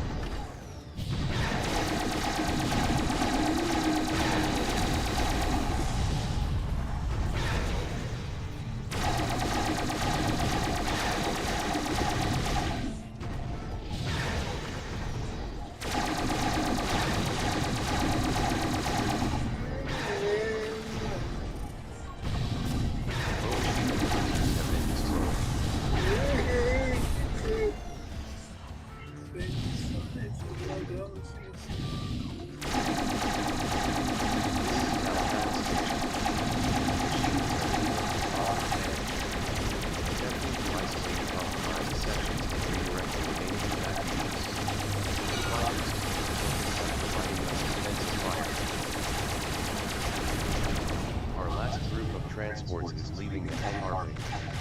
Beta, form up around. Out of the area. Heads up, people. More Sheevan forces are inbound. We've got work to do.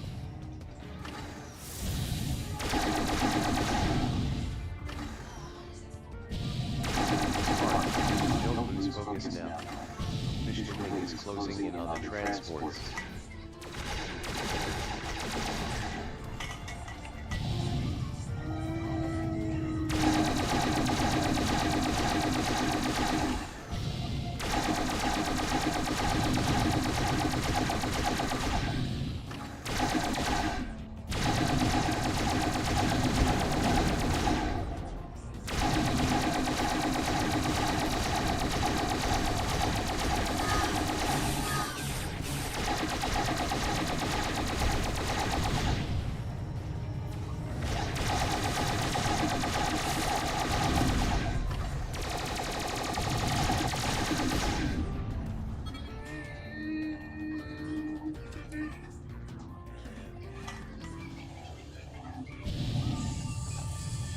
Heads up, people. More Shivan forces are inbound. Lambda 3 ready to depart.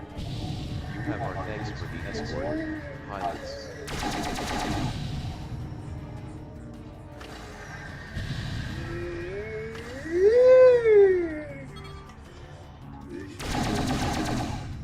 Nicely done. Smart. All the transports have made it.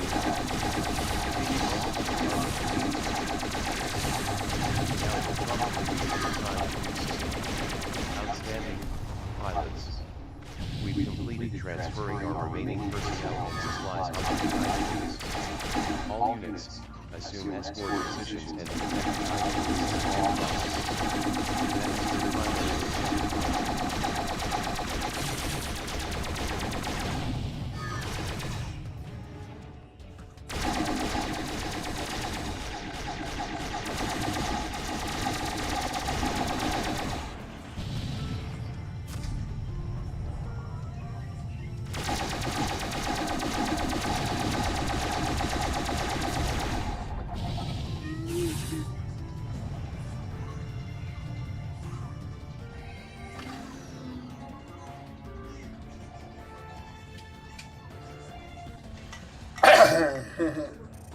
Heads up, people.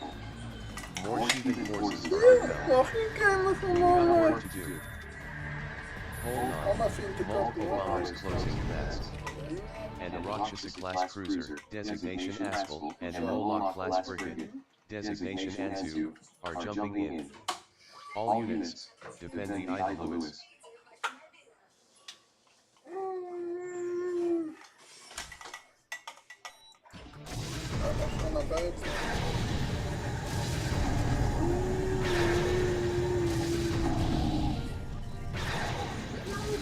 Ja, dat kan.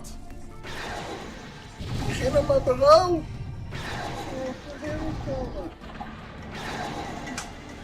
Ja, ik heb het gedaan.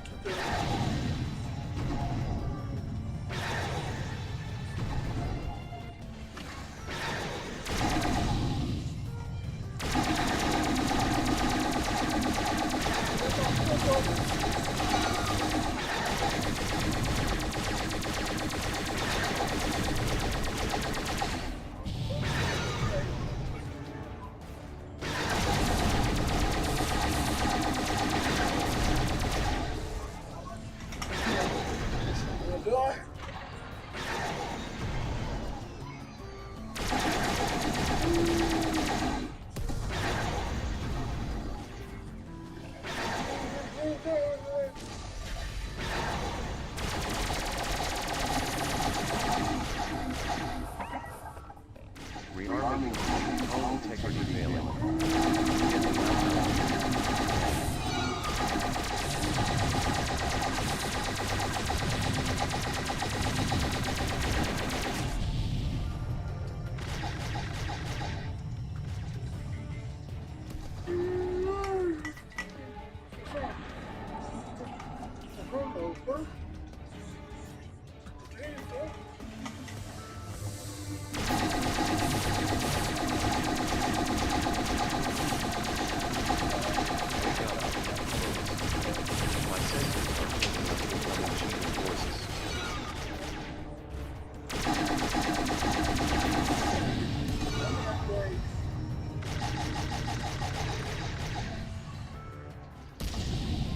Gaat er nu niet binnen de hele tijd.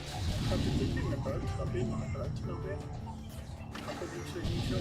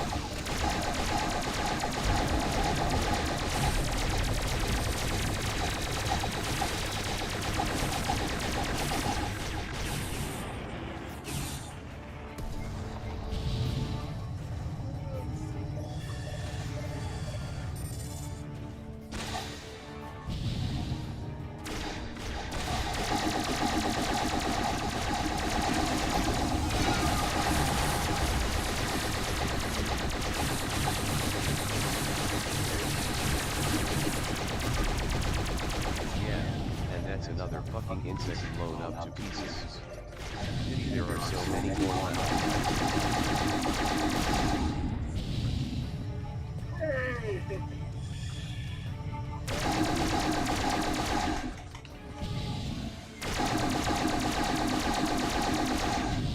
Yeah.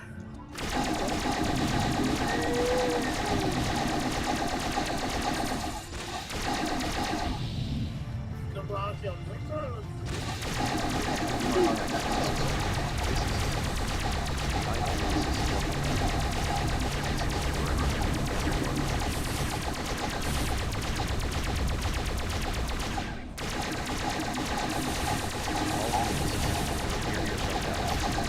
We're sending you the coordinates for our designated rendezvous point.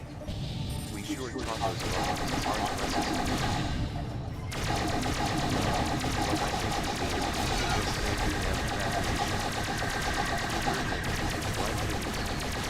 Now let's jump and make our rendezvous. I'm fed up with this place. Reactivating Valhalla Station's communication beacons. Remotely setting primary reactor cores to overload upon loss of structural. When the achievements arrive, finish off Valhalla Station. The explosion should be massive, and hopefully back some of those insects in the process.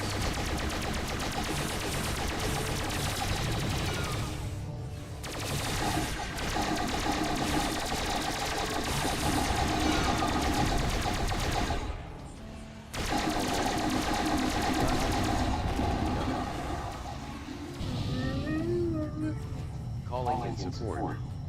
My fighter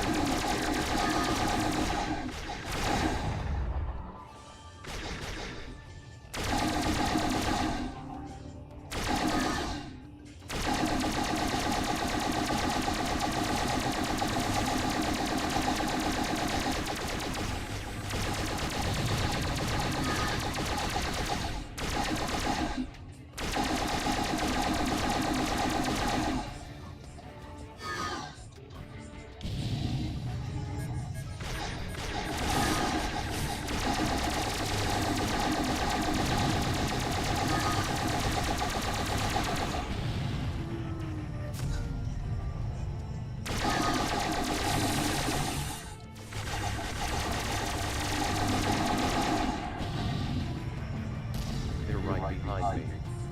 Someone help me.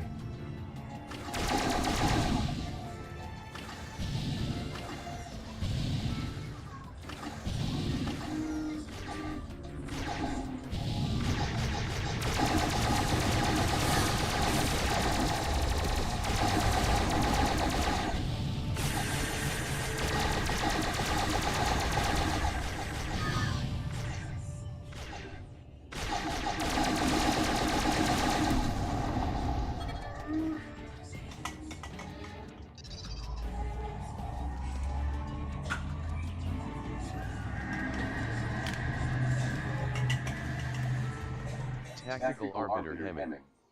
Welcome to the Ida Lewis, pilots. Your performance out there was spectacular. We were able to evacuate all remaining personnel and left very little, if anything, behind for the Sheathens. A job well done, indeed. The Ida Lewis is currently outbound towards a rendezvous point near Karen, where we aim to regroup before planning further action against the Sheathens. The latest reports show the fleet, already exhausted and low on morale, has been heavily decimated. As grim as that might sound, Or's forces still remain in a fair state of combat readiness. Unfortunately, those reports also indicated that only a handful of feedbrains managed to escape Earth. Their forces are currently in no condition for further combat. Therefore, the responsibility of continuing humanity's resistance against the Sheathens falls to our own fleet. We recovered enough supplies for the Ida Lewis technicians to get your fighters ready for your next sortie. I am sure you will be needed again soon. For now, we prepared quarters for you so you can get some rest. You might not get another chance for a while. Dismissed. And that was the mission that I need to do. I want to play another game myself, what this is. We have no recommendations for you. Okay.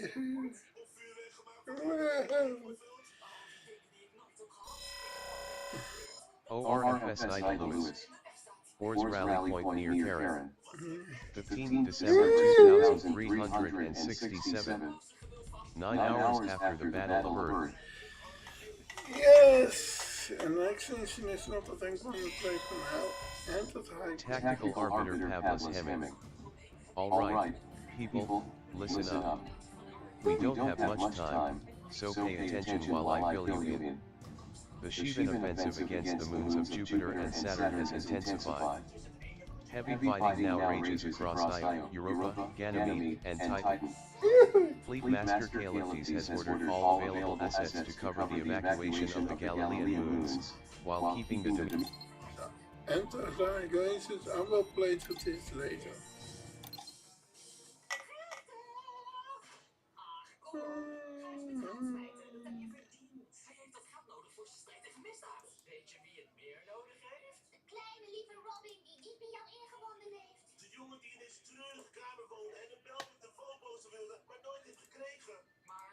Niet voor problemen zorgen? Nee, vriend, geld gaat je problemen juist oplossen. Misschien moet ik me laten gaan. Voor deze ene keer. Laten we met geld gaan smijten, vriend.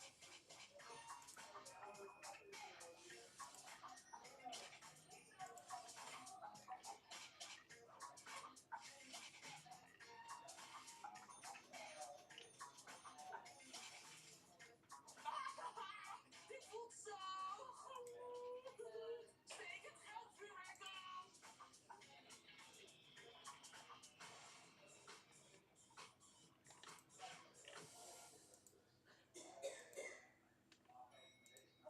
Ik heb heel veel geld uitgegeven en er is niks ergs gebeurd. Zo is het, vriend. Als je zo buitensporig rijk bent, heb je echt nooit meer problemen.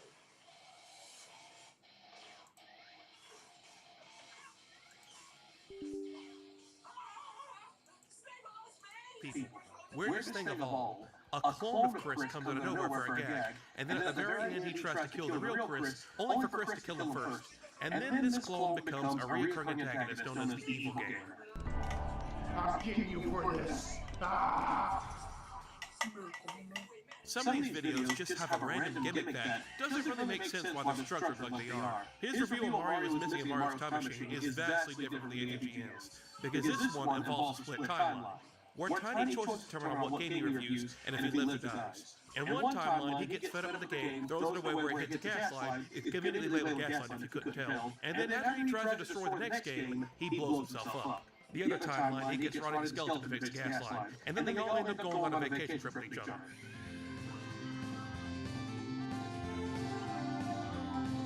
This is the kind of stupid shit I strive for.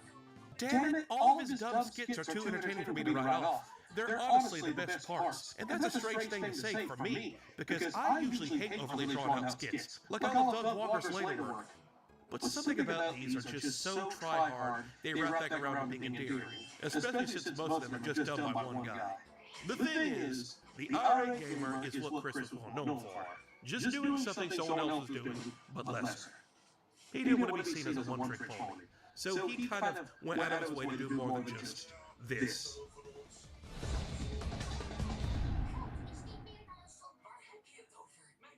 While he may have just been playing Fall Leader, Chris actually found quite a bit of success online despite this. Back in the day, YouTube established their partnership program, where you could start making money off producing content for the website, but you had to be selected by them personally in order to qualify. Did you know that when it came to Chris and James, YouTube actually picked Chris over James to be a part of their partnership program? Yeah, James wasn't selected to be a part of this, but Chris was. Why, you may ask? Well, it's simple. Even though he was doing the same thing but lesser, the lesser part is what mattered to YouTube. Chris wasn't considered as foul-mouthed or crude as James was, and thus he was more advertiser-friendly. Yeah, even back in the day, YouTube was very cutthroat about the content policies. But of course, this really wasn't an issue for James, as back then he partnered with ScrewTech and Game Trailers to get paid for his work, and both of those websites no longer exist today. God, don't you just love the current internet landscape? Chris can now start making money on YouTube, but he also made a contract deal with a website called GodGame, another website that no longer exists. After making this deal with God Game, Chris really started breaking out a new bunch of things, really to meet his quota for the website. He started a new variation for the irate gamer called Irate Gamer Neo, which focused around him reviewing games that were brand new. Due to his connections with God Game, this gave Chris access to a ton of games early on and even got flown out at E3 every year when it was still around. And to be honest, hell, I'd take that offer up in a heartbeat. Chris was interviewing and reviewing a bunch of current gen stuff, current gen at the time at least, so he was actually seen as somewhat of a professional at the time. That hurt to say. But the thing is, some of these videos feel like they weren't made in passion for video games. They feel like they were made because, well, it was his job now. This is what he was paid to do. Sometimes he would do tech reviews or unboxing of blind boxes to what felt like the need to fill out a quota instead of actually wanting to do these things. It's one of those online creator things where turning your hobby into a job just kind of sucks the fun out of it. I think everyone on this platform suffers from it at some point. But that's not to say Chris didn't try other things, because he did. In fact, he has a handful of different video types he's tried out during his years. Chris also reviewed and did a top 5 of current year movies that came out during the year in Chris fashion. Dragon Ball Evolution. And it's about damn time this movie comes out. This movie will most likely be the first installment of this epic adventure, and from what I've seen and heard about this movie already, it shouldn't disappoint. It really feels like he just wanted to get on top of video out that wasn't his game reviews, and there's no reason to look at Chris's top 5 movies in 2008 in 2025. Oh, and right around the time the Angry Video Game Nerd Adventures game came out, which was a big retro-star platformer starring the nerd, Chris also conveniently had his own game coming out, but all on phones though. And it turns out it just seems to be a reskin of a game called Commander Cool. So it's not even original in the first place. Very on-brand, I must say. The only interesting thing about this game is, it was lost media for a while because nobody wanted to archive it. You know, I'm a little disappointed. I'm expecting a lot more to work with here. This isn't really interesting at all. Oh, wait. I remember one series, though. You see, Chris was still taking cues from James Rolfe, and James had a slew of other video series he was making. And one of those series was called You Know What's Bullshit. This entire show was mainly focusing on small things in life that, while trivial in the grand scheme of things, were still annoying and just made your life worse. It is a very relatable show. Like, yeah, tell them, James, pennies are bullshit. They are worthless. Pennies are worthless. What can you buy with a penny? Nothing. So why do you even have pennies? Get rid of them. From what I've heard, this series Chris made was an answer to You Know What's Bullshit. And in the end, it would be the greatest series Chris has ever made.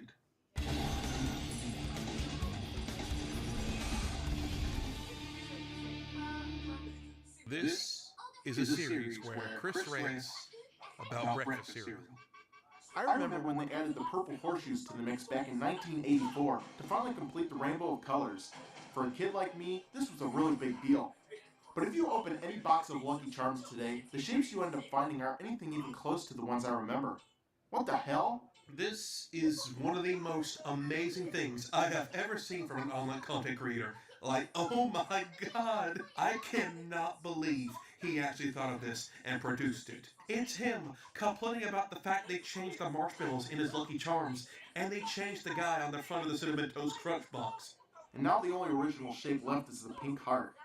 I mean, come on, can't we at least go back to the 6 original shapes? And to top it all off, he coined the ever so popular catchphrase. Face it, breakfast is ruined. Oh my god, that is great. That is a line that will forever be engraved into my mind. Face it, breakfast is ruined. Did he think this was going to take off? Did he think the kids were going to be talking about the Chris Bors's hot new series, The Breakfast Rant? The whole point of James' series was complaining about little things in life that pissed him and probably a lot of other people off. It's something people can relate to. But this misses that point entirely.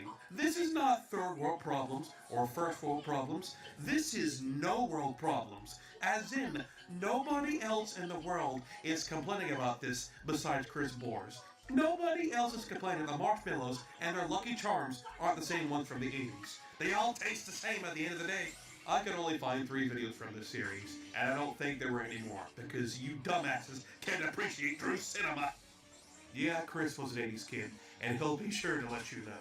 That's why he took a lot of his cues from The Breakfast Rant and transformed it into I Read the 80s, a show where he looked at stuff from the 80s. This show lasted way longer since 80s nostalgia was going through a boom when he was releasing these vids, so that probably helped. But the analyses and jokes were not any better. So why the hell are all these flavors now missing from the Kool-Aid lineup? And why take out the flavors that made Kool-Aid great? Now we're left with this crap here. I mean, he tried a bunch of things to see what would stick. Experimentation is good, but his most popular series would always be the Irate Gamer, which kind of sucks because the Irate Gamer was known as just a lesser, plagiarist version of the AVGN, and since that was what he was known for, the notoriety quickly spread online.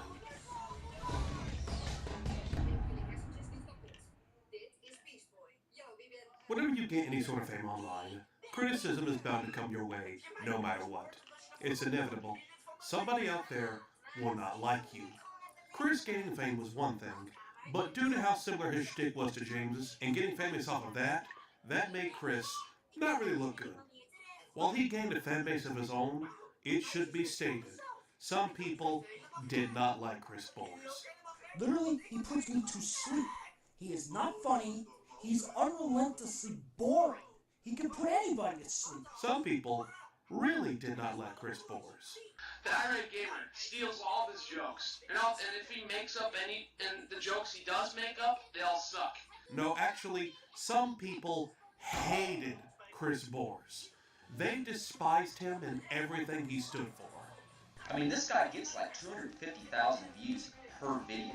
That's 250,000 fat, unfunny virgins that sit around watching this guy thinking he's funny. Entire YouTube channels were made just to take the piss out of Chris. Hey, that right? People looked at all of his reviews and found out not only was he just taking some of James's critiques and redoing them, but his reviews were filled with mistakes. Now, everyone can make mistakes in their videos, trust me, I know that more than anyone, but people would go out of their way to prove that some of Chris's critiques were just flat out wrong. The only thing you can do in the ring is punch, jump, slam, and that's pretty much it. I mean, he made a 90-minute review based on a lie, and that lie is you can't do anything but jump, punch, and kick. Yeah, there's not much you can do, but you can't just. There's not much you can do in this game. I'll say that, but you can do more than just punch and kick and jump. If you would have just played this for 5 more minutes, you would have realized you could do this.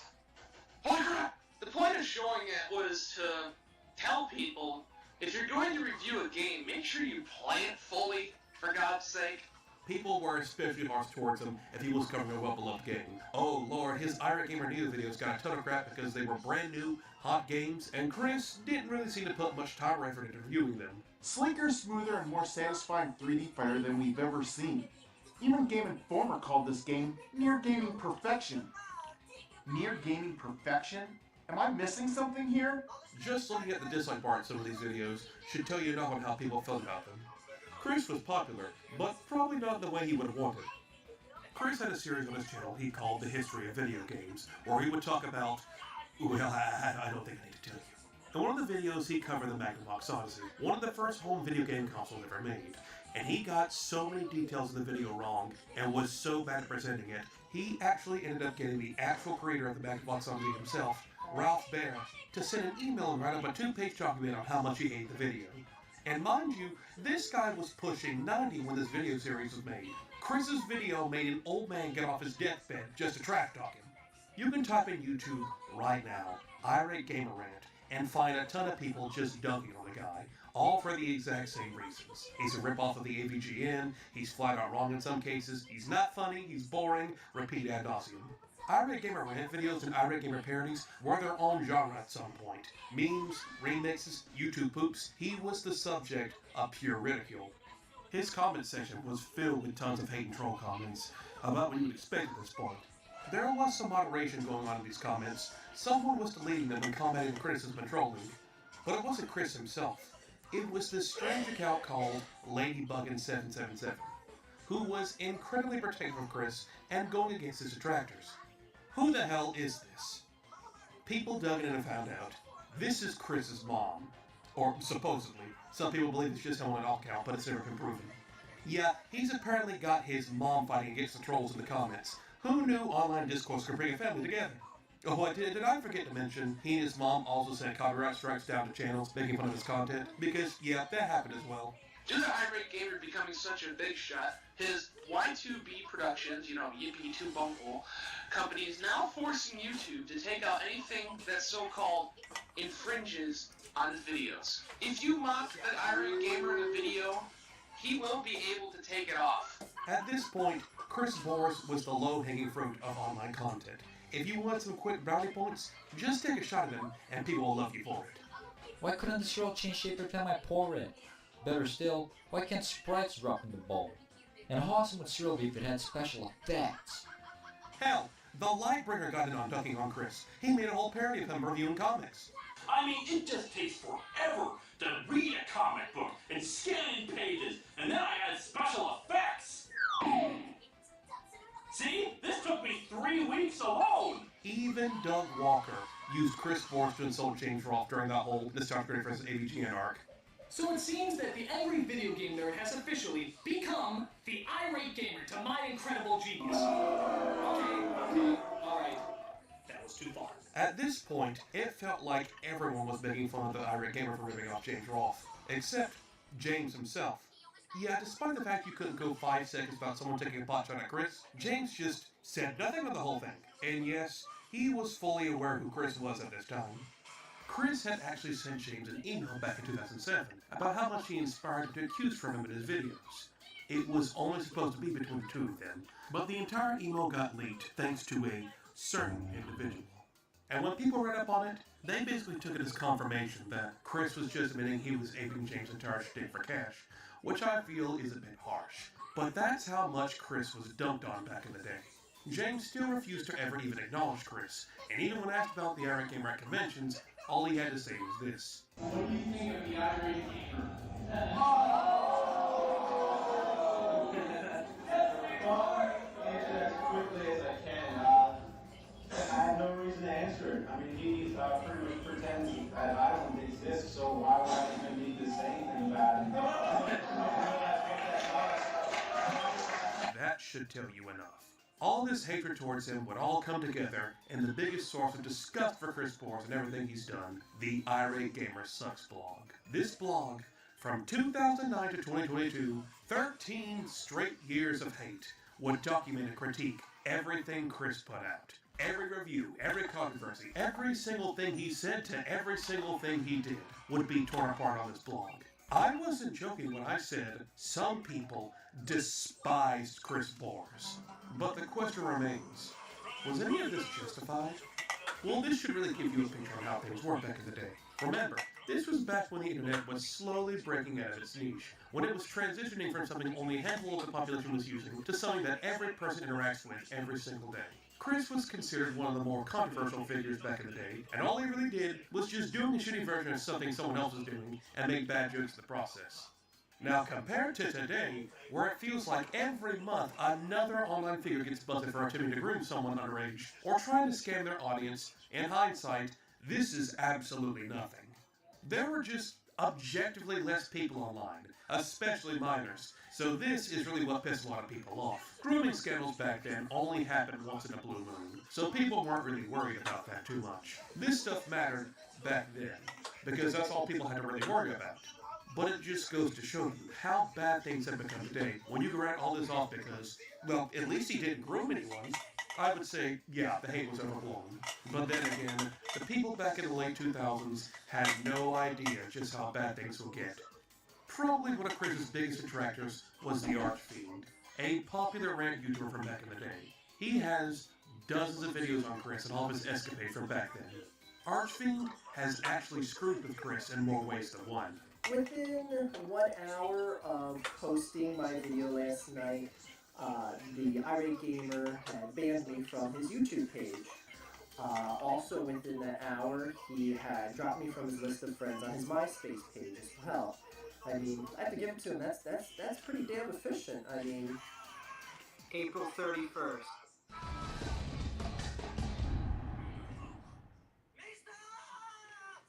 So is this all Boris is today? A crazy ghost hunter selling you, like, snake oil?